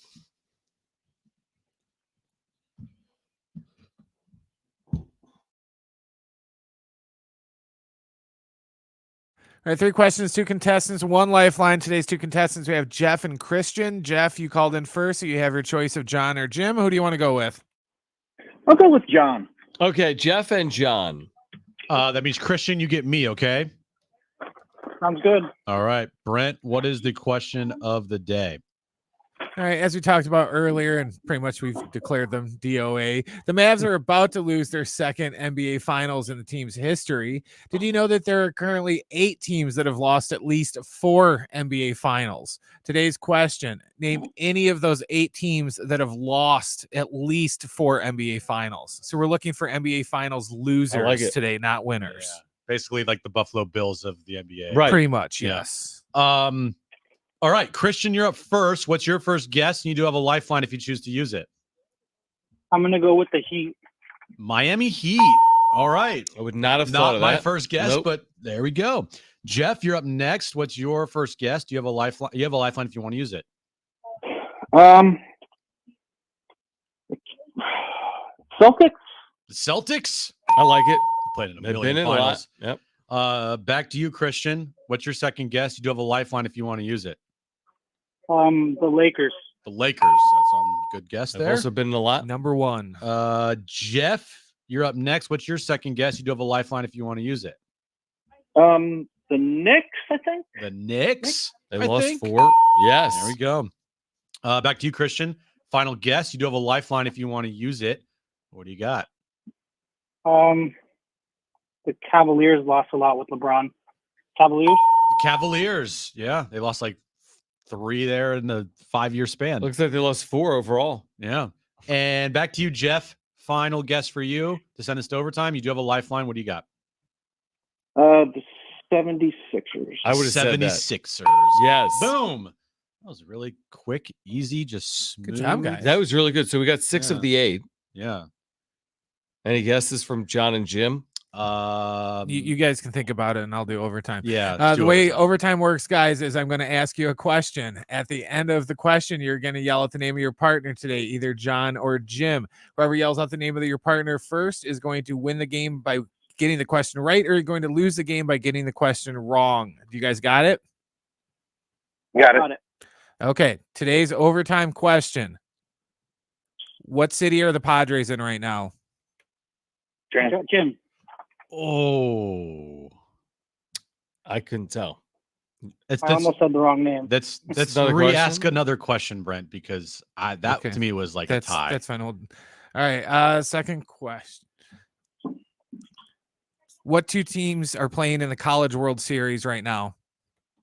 John. I heard Jon. All right, Jeff, what do you got? You know who's playing in the College World Series right now? Do what? I'm sorry? Who's playing in the College World Series right now?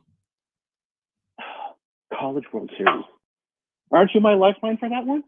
No, this is overtime. There's no overtime. Lifelines. 5 seconds. Oh. I don't know right now. Christian, congratulations. You got it. That is a very That's tough tiebreaker. I don't even know. It was Tennessee, Florida State. To Brent's, I mean, We just talked about it. Like It was 10 Tennessee, minutes Florida ago. State? yeah, Tennessee. Well, Florida State. Tennessee, Florida State, and that's the game that's North on right now. Carolina. But they could have said North Carolina or Clemson too. 'Cause of the Okay. 4, so. Okay. But I just thought because we just talked about Okay, it. I like 20 it. So, minutes ago, Christian, you're the winner. Who are the other 2 teams? I was going to say, hold on. My one other team on the list that I can think of. I have no Bucks. No. Jim. I was gonna go. I don't know. I was Warriors. Warriors. Yes. Oh, really? Oh, wow. Yes. Oh, okay. That's going back through like that's one of them. Warriors have lost 5. Okay. And Darn who's the it. other? The Pistons. Oh, Huh. Pistons. Yeah. They lost 4. All right. Well, congratulations, Christian. The Lakers. Do you know how many finals the Lakers have lost? Like 16. Well, they lost for a 15. decade straight. Yeah, to they the lost Celtics. 15.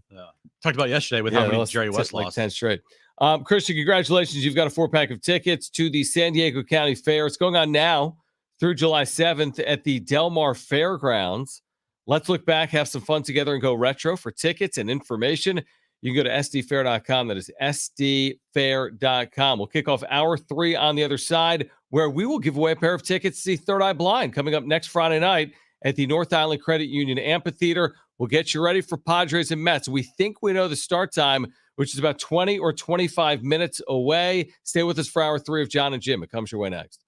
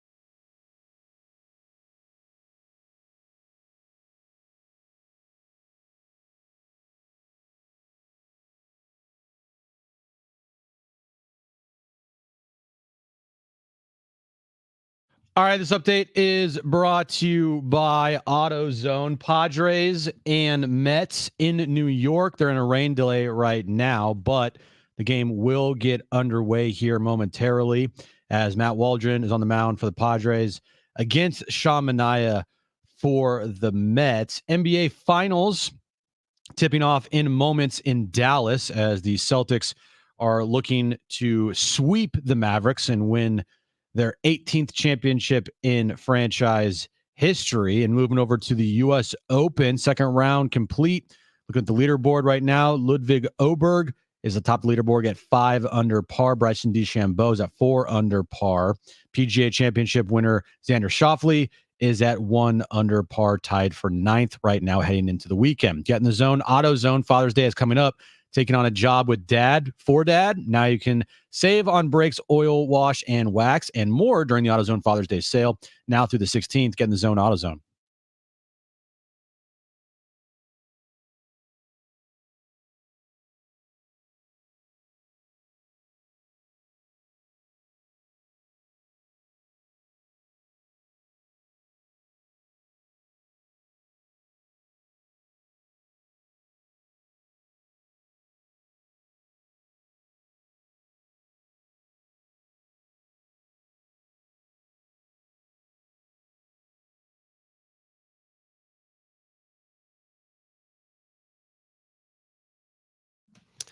All right, San Diego and Southern California, what's going on? This is the final hour of Jon and Jim. We are with you until 6 p.m. We do have Jim's back page still ahead. We also have your chance to win a pair of tickets to see Third Eye Blind at the North Island Credit Union Amphitheater. That's coming up next Friday.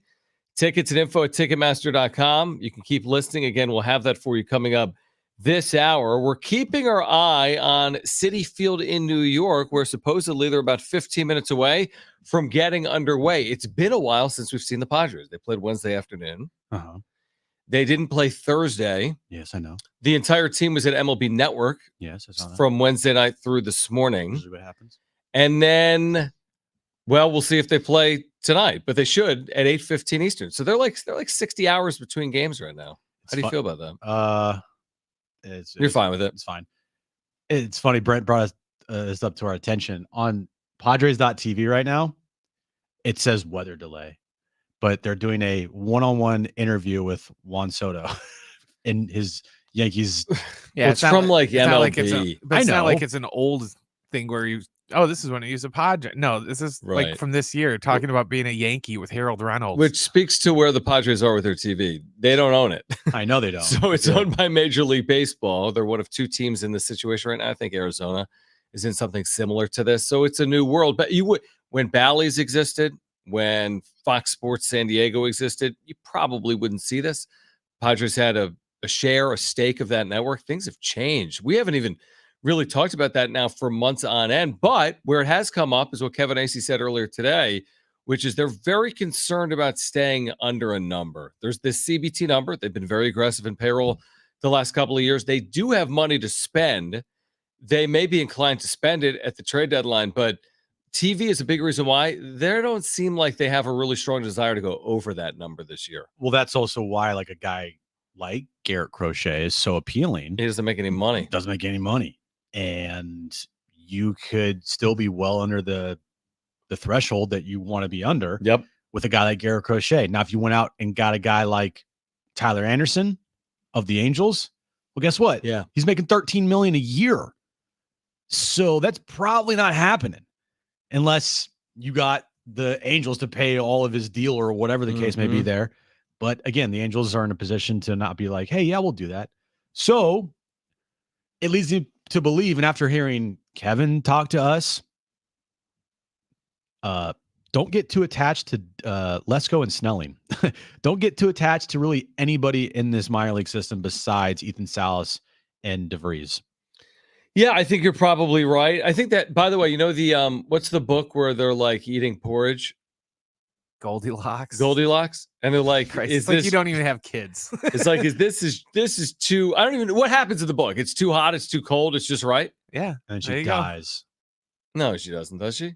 In the original, yes, but they changed it. It's too dark. Are you serious? Kids. Yeah. Does this have to do with the Red Power European Ranger? fairy tales were dark. Anyway, hear me out. Do you remember like the wolf and like Kind of. It's been a while, and I have not ever read that to Jones. But don't. Crochet makes no money. In John's story, the wolf is a vegan. Right. Crochet makes no money. Anderson, that type of player, the veteran, the major league starting veteran pitcher that makes $10+ million, which is everyone. Then there's Jesus Luzardo, who makes $5 million. He's the just right porridge guy because he doesn't make too much. He doesn't make too little. Also, he's not going to be on any innings limit. There's no limit for Jesus Luzardo. You just pitch him and pitch him and pitch him. This year, the issue is, well, he hasn't had a good year. Do you worry? Darren had Keith Law on earlier this week, and he said his big red flag with both those guys is they have a long injury history. Would you be worried about that for either of them, or just you got to they all do deal with it and hope that it goes for the best? I mean, they all do. I'm thinking about Darvish, is on the IL for a second time. Musgrove's been on the IL third time since last year. It's hard to predict injuries with pitching. It is. What's the pitcher you'd want them to go after the most? Out of that group, Crochet, Luzardo, there's Anderson, Flaherty, Jack Flaherty, Eric Fetty. These are names the Padres have called on. Yeah. Maybe not Tyler Anderson. The other four we just said they've called on. Oh yeah. According to reporting. That's a really good question. It would probably be either Luzardo or Crochet. I just like the upside of Crochet, but if you're thinking 2024, maybe the upside isn't there. If you told me that there's no restrictions on Garrett Crochet, well, then you take him. He's the guy. Mm-hmm. He's the guy 100%. And he's going to cost you the rest of your top pitching in your farm system. Mm-hmm. That's what it's going to be. Right. And there's two sides to look at it. But I think the side that I think we would gravitate towards is they're trying to win right now. It's about right now, winning right now. There's a lot of arguments from both angles. Do it to only win 83, 84 games, but you do it to try to win right now. Because if you just get in, that's what that's what the whole thing is about. Get in, see what you got, and pitching wins the day. And if Garrett Crochet continues to pitch like he is right now, oh my God. Mm-hmm. Just they'll have 2/5 of the White Sox rotation if they get Garrett Crochet. Yeah, it's team that won 60 games or whatever last year. Right. I mean, he leads baseball in strikeouts. He has a .9 whip. He's 24. He makes no money. He's under control in 2025 and 2026. That to me, there's a lot to like. But the innings are a problem for if you're thinking 2024 specific and turning to some guy in a big playoff start or down the stretch in September to must-win game. I don't know if he would be that guy or not based on where he is with his workload. I have no idea. And we are kind of in a bubble here because baseball is a regional sport and we are so hyper-focused on everything Padres related. Yeah. We might tend to forget the Padres won't be the only team on Garrett Crochet. Good point. Yeah. Or Jesus Luzardo. Or whoever they're trying to go out and get. The pitching market, even though it is thin, Garrett Crochet at this very moment is at the very top of the trade market for pitchers. Mm-hmm. Who needs pitching in baseball? Everybody, essentially. Contenders, yep. The Dodgers will be in. The Phillies will be in. The Braves will be in. The Yankees will be in. The Orioles, every single team that is in contention or at the top of their division or top of their league, is going to be in on Garrett Crochet. So I don't want to sit here and just be like, well, it's going to have them. It can have them if yeah. they just give up Lesko and Snelling. We have no idea. No clue. Yep. No, that's a really good point. By the way, I don't know if Kevin said this when he joined us earlier, but he did write here within the last 30 minutes that Darvish believes that his next pitching performance will be in the big leagues when the Padres return home next Thursday. So I would assume that's Milwaukee start. Yes.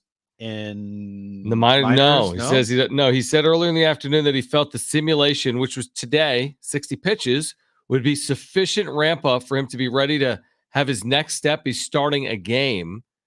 Now, Kevin then writes the return will likely come during the team's homestand that begins Thursday, but that's a good point.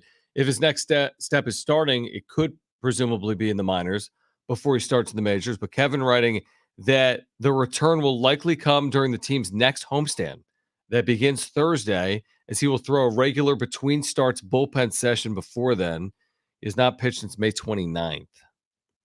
Good news. Yeah, I think that is good news. So he replaces Vasquez in the rotations, presumably? Yeah, because it's been a bit of a semi-charm kind of life for Randy Vasquez. We do have Third Eye Blind tickets to give away this hour. That's a segue. Yeah. I like that. I would think Randy Vasquez, yes. He's pitched. He's pitched well. Enough, yeah. Ish. If you look at his last 4 starts, he's been well. Right. But it's you, Darvish, and you put Darvish in this rotation. If you have Waldron and King pitching like they have been pitching of late, Dylan Cease is always going to be a guy that you think can go out there and give you, 7+ and double-digit strikeouts, right? And you, Darvish, and then who am I missing? Did you say Waldron? I said Waldron, King, Cease, Darvish. Maybe they don't take Vasquez out. Oh, that's right. They won't take Vasquez out because Andy Major. Oh, Andy Major comes out. Yeah, Vasquez would come out if you got Musgrove back, or if you traded for another starter. Yeah, exactly. You're right. It's Adam Major. Did I say Andy? You did for the 100th. Congratulations. Yeah, I have nothing against the kid. I just can't wait till he's on this team right now. So you don't have to say his name. I don't have to mess his name up every single time. Yeah, and the other report, we talked to Kevin earlier about this, is the Profar injury that kept him out is not really something that was sustained this homestand. It's like something he's actually been dealing with this for a long time, which again does speak to. It's kind of amazing the year he's had when he's had this like nagging injury as well. Ouchie? I guess it is a little ouchy because he's quoted saying, "I need to play." Little ouchie. So he wants to be in there, even though he's not 100%. But I mean, the fact that we're approaching the halfway point and he's still doing this is unbelievable and leads you further down the path. Even though not Jim Bowden, who do we have? Mike Farron told us, he's like, I don't know if I'd expect this all year, but at some point I'm gonna be like, he's gonna do it all year, right? Like at what point you say he's just this guy? Yep. July 4th. I mean, we're getting it. We're getting pretty close. Those are the benchmarks, right? Right. Like you got Memorial Day, July 4th, trade deadline, Labor Day, and then you're into September, and that's when things get going. Yep. I think it's pretty safe to, at this moment in time, just believe in what he's doing and not really question it right now. I agree. Until proven otherwise, because he is one of their best players, if not their like best player. I'm not saying he's their like most talented player. I'm just saying he's performed the best out of anybody for the consistency of the season. And it's just, you got to trust him until proven otherwise. And I trust Jurickson Profar, and I look at him and I view him as a major contributor. When he's up in a crucial moment, I look at him as a guy that I expect to get it done. We had said so much Manny goes, team goes stuff. I mean, everyone said it over the years. And Manny has played better, but he hasn't had that Tatis type hot streak. And he clearly hasn't had the Profar hot streak either this year. I wonder that if Manny was Manny, if Manny continued to do what he's done this year, this version of Manny, if it would be enough because Profar's Profar and because Toddy has shown us he's capable of being Toddy. Like basically the production. If you just said, you're flip-flopping. Yeah, it's like, if Profar was getting the same production that Manny's giving you, not many home runs, not a really high OPS, right? Who can hit probably 270-ish, right? Get you 15 to 20 home runs. I would take that from Jurickson Profar for a season in a heartbeat. And then if Manny was pro-y and giving you the 900 plus OPS, 900 OPS, maybe you'd want a few more homers, but you'd be like, wow, really good year. We would easily be saying MVP candidate. That's 100%. Yes, because his name would be Manny Machado. He'd get even more street cred with voters at this point. Like, oh, this is a real season for Machado. And you would probably. Yes. So that's why, like, when we talk through it that way, I'm like, you know what? Manny right now, is the wrong word. It's like they're good enough despite him missing a little bit of time, not being fully productive. Now it's contingent on Profar being Profar and Tatis being Tatis. I just think right now, and there's a lot of time left. This team makes the postseason. There's no doubt in my mind that Jurickson Profar will be the team. Yeah, if they make the postseason, and he's able to sustain any of this for the second half of the year. Just even if he kind of just tails off a little bit, Mm-hmm. what he's done for the first 2 months of the season. What if Toddy somehow carried this thing? Like this became Fernando Tatis. Like, yeah, let's hovered around a 840 OPS. Yeah, take 10% off for numbers. Give me this like vintage Tatis. Keeps going. Expected it. Yeah. Look how Profar, where the hell would they be? I'm buying that. I'm buying with yourself. Yeah, so you make a really good point. I mean, so many guys in this team with so much money that haven't performed. Yes. Is this his last stint? 31 Here. Oh, here? Because of no, it's not his last stint. Oh, okay. Is that his? It's his third stint here. Yeah. Is it his last stint here? Has he played his way out of ever playing a again? Good problem. Deal with it. 3 months, 4 months, 5 months, whatever. But has he played his way out of ever playing here again? Because how could you come back off a season like this and not at least get quote unquote paid? Puts together an all-star year with an all-star. He has finished the year with OPS 50. Okay. Has 20 plus home runs. He finishes in 25. Right. How can you not go in the contract that he was hoping to get last time when right coming off of a pretty good year of the Padres a couple of years ago, and it just never came. Never looked. It was just like the Rockies money, and it was a disaster there. And you're thinking to yourself, like, why didn't you just stay with the Padres? You out of your deal, try to get this big contract, it never came, and you think this now if you put in that season, which is totally doable. If I'm him, I'm probably saying to myself, all right, now is when I need to get that 3-year, 25. Yeah, I completely agree. And you know what? Maybe that's the price range. And he is only 31. I could be sold on him as a 32-year-old potentially. But are you reaching for Joseph Profar, or are you saying thank you? Are you reaching for Blake Snell, or are you saying thank you? I don't know if there's a decent contract against Snell's going to get a lot more money per year.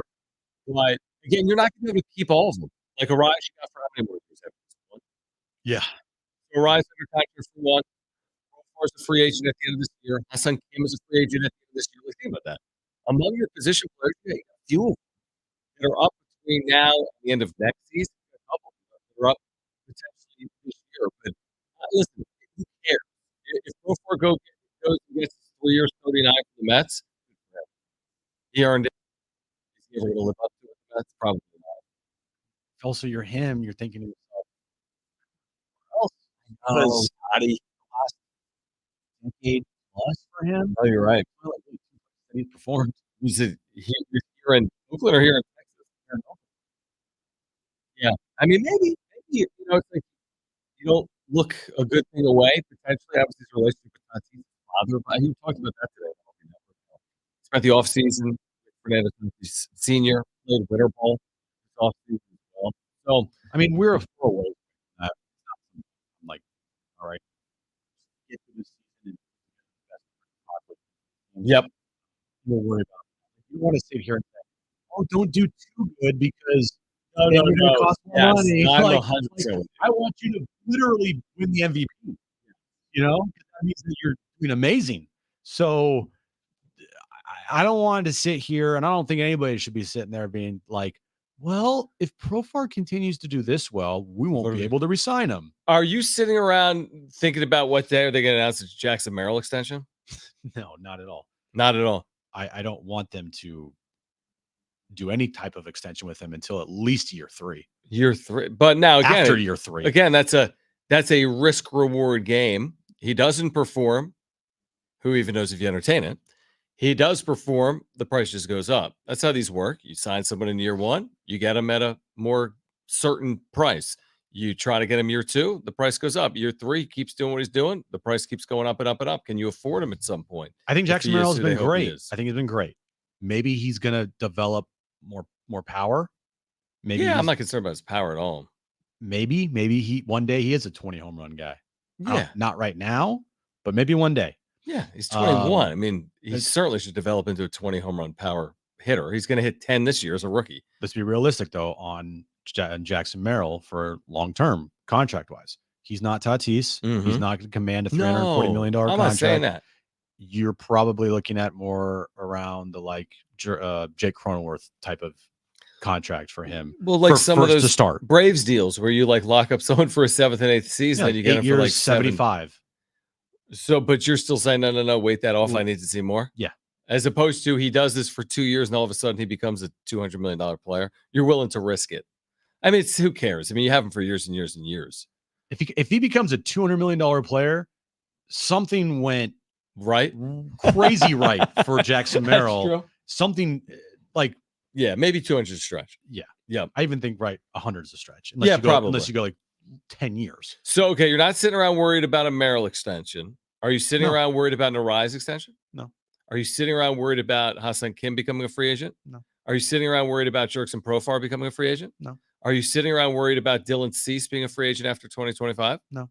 So if you're AJ, you're all trade deadline, nothing. Oh, are we from the AJ standpoint? Or are we from the Jim Russell standpoint? No, AJ. Oh, team. Yeah, AJ's got to worry about all of that crap. I know, but that's what I'm saying. Like, is there any real priority here other than the trade deadline? No, trade deadline is first and foremost the number one priority for AJ Preller at this very moment. Yeah, I agree. As a fan, as us, I care less right now. I'm worried about this team in the moment. I'm not worried worried about 2027. No, I'm not worried about 2026, 2027. Sure. Next year, like this offseason, that will come. That will happen. I'm worried about this team in the moment, and can they beat the Mets tonight? And can they continue their good play through this road trip and distance themselves in the positive direction away from 500? And that's what Kevin was saying. It's like, really, the good teams won't be worrying about the postseason September 29th. Like, there'll be teams that create enough separation that they're not fighting for the last wild card. Even the first wild card could conceivably be 10 games better than the last wild card by the end of the season. And even if 84 wins gets them the 5th seed. Okay. Right.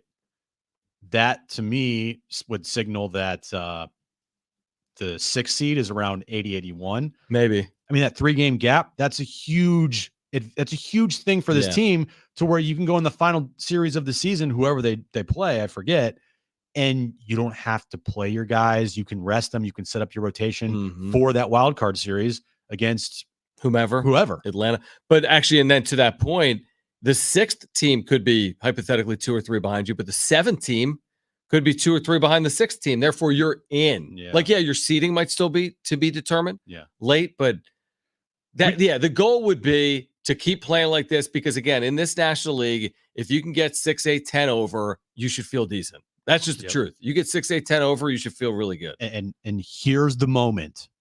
I'm sure there will be other moments, but here's one of the moments right now where you could really help yourself out by playing really good against the Mets here in this series, playing really well against the Phillies in this series, then coming home and building off of that momentum that you had in your last homestand, where it was by far your best homestand of the season, and play more consistent at home. That just helps you in the long run and creates wiggle room, and most importantly, creates this margin for error that this team feels like doesn't have any of going forward. Every loss, it's like the end of the world. Every win, it's like it's a World Series. Like, get a little separation. So a loss on a Thursday night to whoever isn't going to feel like you just potentially cost your season, threw your season away coming down the stretch. On the other side, let's give away a pair of tickets to see Third Eye Blind at the North Island Credit Union Amphitheater. This is next Friday night.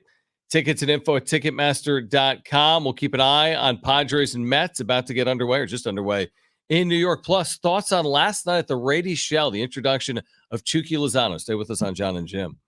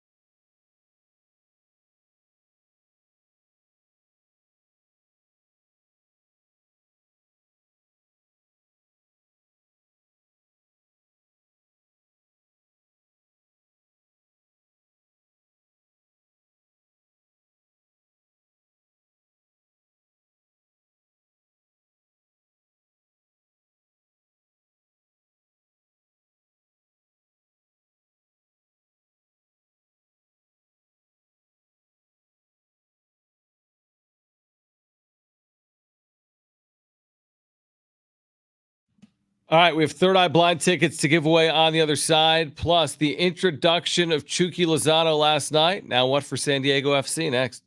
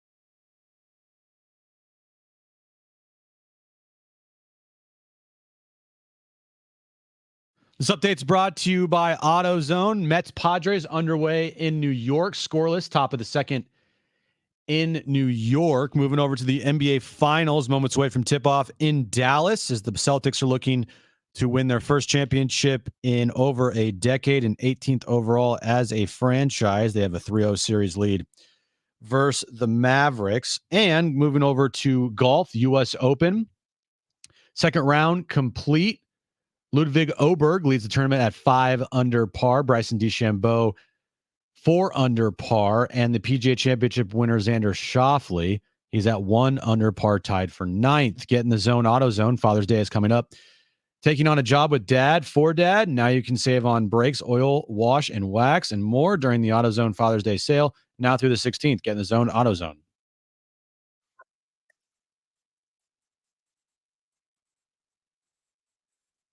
All right, we've got those Third Eye Blind tickets to give away. We'll do it in the next, let's say, 5 to 10 minutes. Third Eye Blind next Friday night here in San Diego. We have a pair of tickets to give away. We'll do it. Jim's back page is coming up as well. Be updated on Padres and Mets. The series is underway. Matt Waldron, the knuckleballer, against the soft-throwing left-hander Sean Manaea. The scoreless in the second inning. So last night, I was listening to Jack Cronin. Enjoyed the hour. I love the hour. I didn't hear the entire hour, but I heard about 30 minutes of it. It was very good. He was talking about the signing of Chucky Lozano and San Diego FC, about the debut in early 2025. And then you see the video. We weren't there. We see the video coming out of the Raging Shell last night. Thousands of fans, the introduction of Lozano, and it looked like an amazing day for San Diego FC and its followers. And now here we are, 6, 7, 8 months out, and you're wondering about what's next for this franchise. But if you're looking for the biggest day in the history of the franchise so far, yesterday was it. I saw the video that Darnay. We talked to him a little bit afterwards. His summary of the event was that it was one of a kind, something that he's never been to before, something that it just blew him away. It's like now in San Diego, next time AJ Preller makes a trade and announce players, I want a concert every single time, like they just had for Chucky, because that thing was awesome. So And if I get my Merrill extension, you want that? I want that. Yeah. Fireworks. 20,000 people. Yeah, I want drones. them to get somebody to perform there. I want drones. I want 10 to 12,000 people. Drums. I want drums. Smoke. I want smoke. I want chants. I want alcohol. I want food. I want that all. They did a great job. A great job with that last night. And I had a little bit of FOMO, not going to lie. It looked like a really cool event. No, it absolutely did. And you wonder now, when you make that type of introduction, you wonder what follows. Will there be another big splash with a player? Again, this is deemed a designated player. You can go outside of a salary cap. And they spent a lot of money on Chucky Lozano. They spent a lot of money on the franchise. Do they do it again with the player in the months ahead? What's still to come, because I was listening to Jack, and it was interesting, was, there's still going to be free agent signings, obviously, around the world. Then there's going to be an expansion draft for San Diego FC. And then all of a sudden, you're going to look up, and in January of 2025, they'll begin a training camp to begin in February. So the most fascinating thing for me, and we should have asked Tom Penn, I should have, is how are their ticket sales?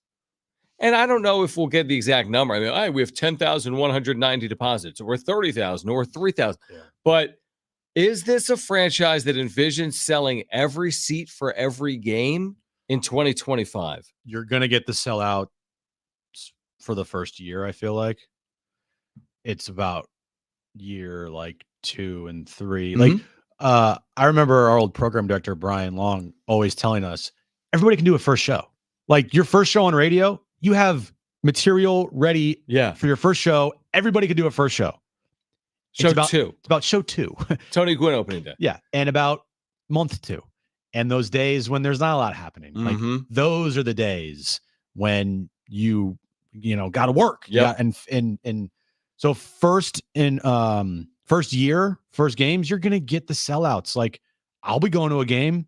Sure, you'll probably be going to a game. Yeah, of course. And they're going to have a lot of people there. It's about, if they don't win right away or they don't win the first year, then how is it going to be for year 2? Because you're going to get the diehards no matter what. I feel like the diehards are going to fill up a lot of that stadium and give it life and give it an energy that you need. But the rest of the 15,000 people there, that's about where they're, that's the most important and probably the hardest to do.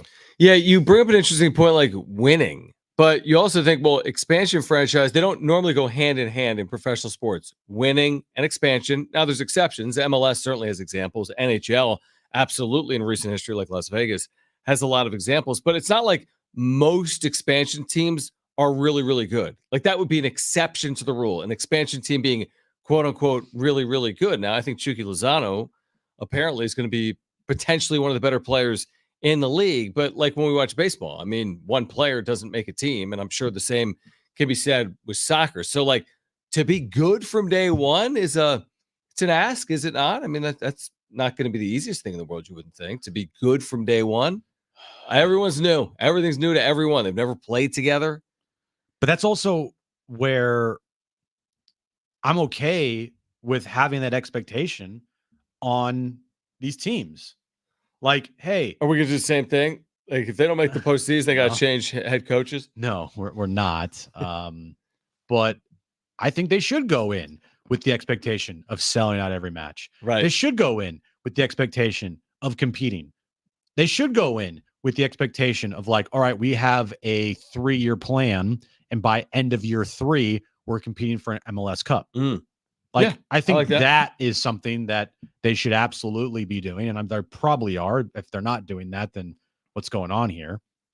But then I also know that the Rights to Dream and their academy is also a huge part of this club as well. So they might define success in different ways, but I do think and hope that they are sitting there like, oh, we're not here just to, to be fun and have concerts. Like, we're here to win too. Yeah, I would think so. I mean, look at it this way. There's about 20 home matches per season in Major League Soccer, and you're falling out of bed with, presumably, I don't know how the scheduling works, but multiple matches against LAFC, LA Galaxy, Earthquakes.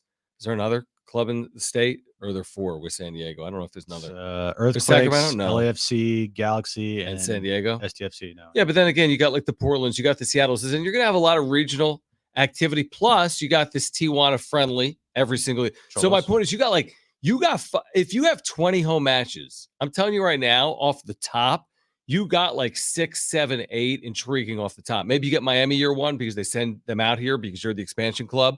And if not, maybe you never see Messi if you're San Diego. So maybe you just get that handshake deal and you get Messi in San Diego in year 1. My point is, I think they'll stumble into some good matchups. And to your point, year 1, it's like if you're playing on a Saturday night, you're going to have a really big crowd. Now, what's it look like on a Tuesday night? 9 games into the year? I don't know. But I think weekends and opponents and someone like Messi can really elevate it.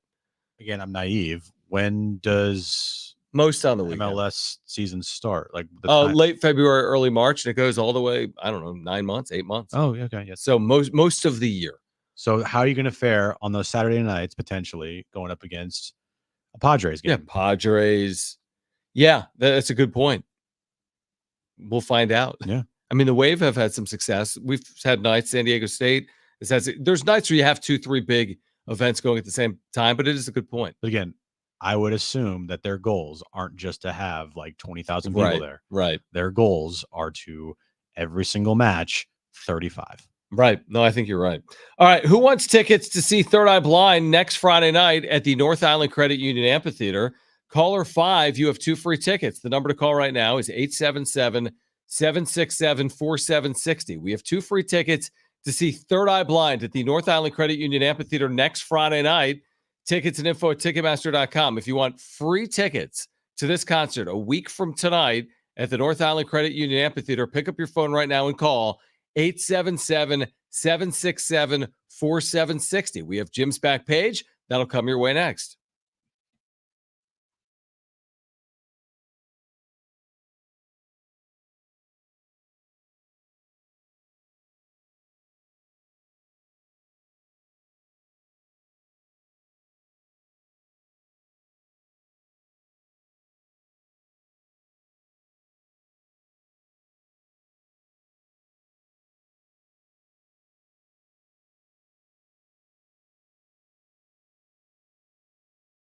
All right, so imagine waking up this time next week and being 100% debt-free with no credit cards or car loan or personal loans. Hey, guys, it's Schaefer. Loan Pronto's Equity Express line of credit can make it happen. Homeowners are turning their home equity into cash almost instantly. With Loan Pronto's AI-based system, you can get approval in about 10 minutes with almost no documentation, no appraisal, and no hassle.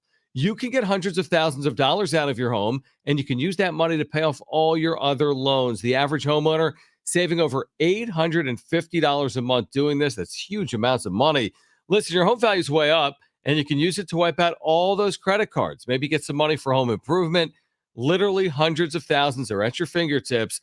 Approval is just minutes away. You can call right now. Here's the number, 619-207-4336. That's 619-207-4336. LoanPronto.com, 619-207-4336. NMLS 1661781, subject to lender approval, equal housing lender.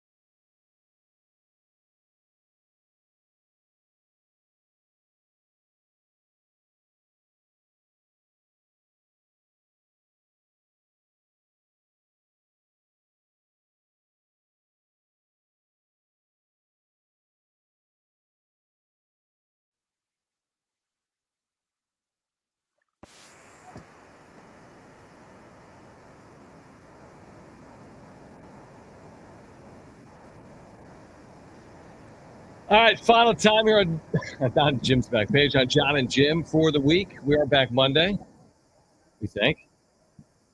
Hopefully. Kicking off that Padres Phillies series on Monday. Citizens Bank Park.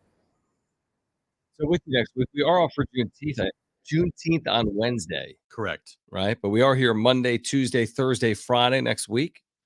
Padres and Mets scoreless, by the way, through 2 innings. Citi Field, New York, underway in that 3-game series. So they started late. It was raining, but they are underway. So, by the way, Padres fans, you can join us tonight on YouTube for a wrap-up show immediately following game 1 of this series on this Friday evening. Underway. Weekend plans, Jim. Do you have big plans? I'll probably be getting a new phone. Okay. New iPhone. Yeah, you've been hyping that up. Probably getting a haircut. That's a big weekend, actually. Haircut and foam.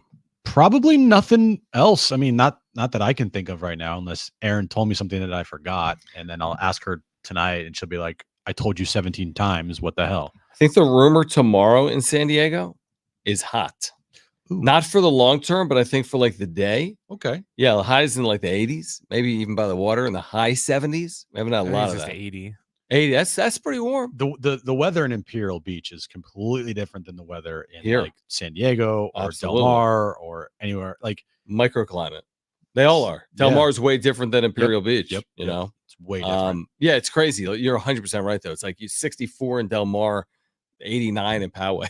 I mean, it's so crazy how the differences can be, especially this time of year with June gloom. But it's supposed to be warm tomorrow. All right, we're with you for another 10 or 15 minutes. Let's get to Jim's back page.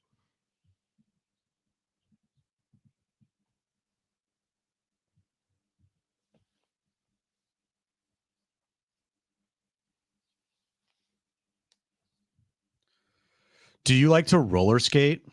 No. Maybe when I was 9. I'm not a good roller skater or ice skater. I just don't do well with that. But if you do like roller skating, the Dell is putting out a retro style roller skate rink outside of their hotel for this summer. Usually in the wintertime, they put a ice rink out there for ice skating. Well, now they're doing a roller rink.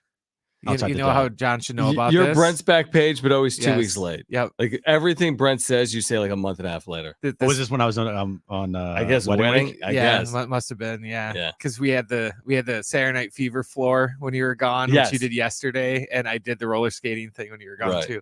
What else you have from Brent's back page 2 weeks ago? So this is this weekend, or for how long? The rink will open up June 14th to September 2nd. So today it opens up. That's what I was going to say. It opens up today. Okay. It's all summer. It's open Mondays through Thursdays from 2 p.m. to 10 p.m., Fridays from noon to 10 p.m., and Saturdays and Sundays from 10 to 10 p.m. Okay. 10 a.m. to 10 p.m. Okay. What else has Brent already said? Whataburger is filing a lawsuit, John. Okay. With another burger restaurant in North Carolina for taking the Whataburger name and advertising it on their menu, calling one of their burgers the Whataburger. Kind of smart unless you get caught. Which they got caught. Whataburger, which plans to expand in North Carolina, announced that they are filing a lawsuit against another burger company in North Carolina for using their name and advertising it. So moral of the story is like, don't call your burgers Whataburgers. Were they owned by the same people that had that Mexican In-N-Out? Remember 6 months ago, and they had that fake In-N-Out with like 2 Ns or whatever. Yeah, like, no, I do remember that. I do. That was funny. Yeah. But, no, it's not. That's interesting. It would lead to a lawsuit as opposed to like, hey, stop calling your burger that. Right. The full-on lawsuit like over a burger at some random joint in North Carolina. Like it's called the Whataburger number 13. Like that's not, it's not creative, guys. I'm wondering if they served like a cease and assist, and that place in Carolina is like, yeah, whatever. Yeah, and then maybe. they're like, okay, we're gonna sue you. That's interesting. Sunday, John, is the premiere of season 2 of the House of Dragon, or just House of Dragons. I thought he was gonna say it's Father's Day and Father's Day and Father's Day. But so what does that mean? What do you mean? I mean, what's the show's premise? It takes place, I believe, it's hundreds of years before the events of It's 200 or 300. I don't remember. Game of Thrones. It's a prequel. Yes, it is. So everything in Game of Thrones they talk about, they mention some things here and there about like the past, and basically they took those playing out. and I gotcha. they made it into a series to basically tell you how they got to this point into Game of Thrones. So does that mean they are the same characters No. Because hundreds of years. But these are human beings, so they don't live hundreds of years. Because like Star Wars characters live like a million years. Yes, the alien ones do. Yes, It's different characters. They're all different characters Yes. because it's a different time. But they're like a lot of them are related. Yeah, that makes sense. So season 2, how was season 1? Season 1 was, I thought, fantastic. Really? I thought it was really, really good. What network is this? HBO Max. Okay. So make sure if you have HBO Max beforehand on their YouTube page, there is a 13-minute video recapping every single thing from season 1. Because season 1 ended, I think, like well over a year ago. And it's hard to remember stuff, especially with Game of Thrones. Game of Thrones is very complicated at some points with a lot of crazy names and a lot of different houses and a lot of different just a lot of weird stuff. You just have to pay attention. Yeah. You got to pay attention. So did you get the full season or did you get an episode? You just get episode once a week, every Sunday. I believe 6 p.m. I think did they do 2 though right away? Are we doing 2 this week? Oh, that's a good question. Is HBO Max part of any like bundle, or you got to buy it separately? Probably a bundle somewhere. Yeah, it's with like Discovery and something else. Okay. And finally, AMC is bringing back their dollar movie program from June 24th until August 14th. Customers can seek select movies at participating AMC theaters for $3 plus tax. Sorry, kind of like $1. They framed it as the dollar. Watch movies for $1, but tax is obviously there. And here are some movies that you can watch this summer. Okay, for a couple bucks. June 24th and June 26th, you can watch Minions: The Rise of Gru. July 1st, through July 3rd, you can watch Dr. Seuss: The Lorax. July 8th through July 10th, you can watch Sing. July 15th through July 17th, you can watch Sing 2. Are you catching the pattern here? I'm looking it up. This could be good for Jones. July 22nd and July 24th, The Secret Life of Pets. Yeah. July, you got Despicable Me 2 and Despicable Me 3. So you want to go to a movie theater and watch a movie for like a couple bucks. This is just AMC theaters?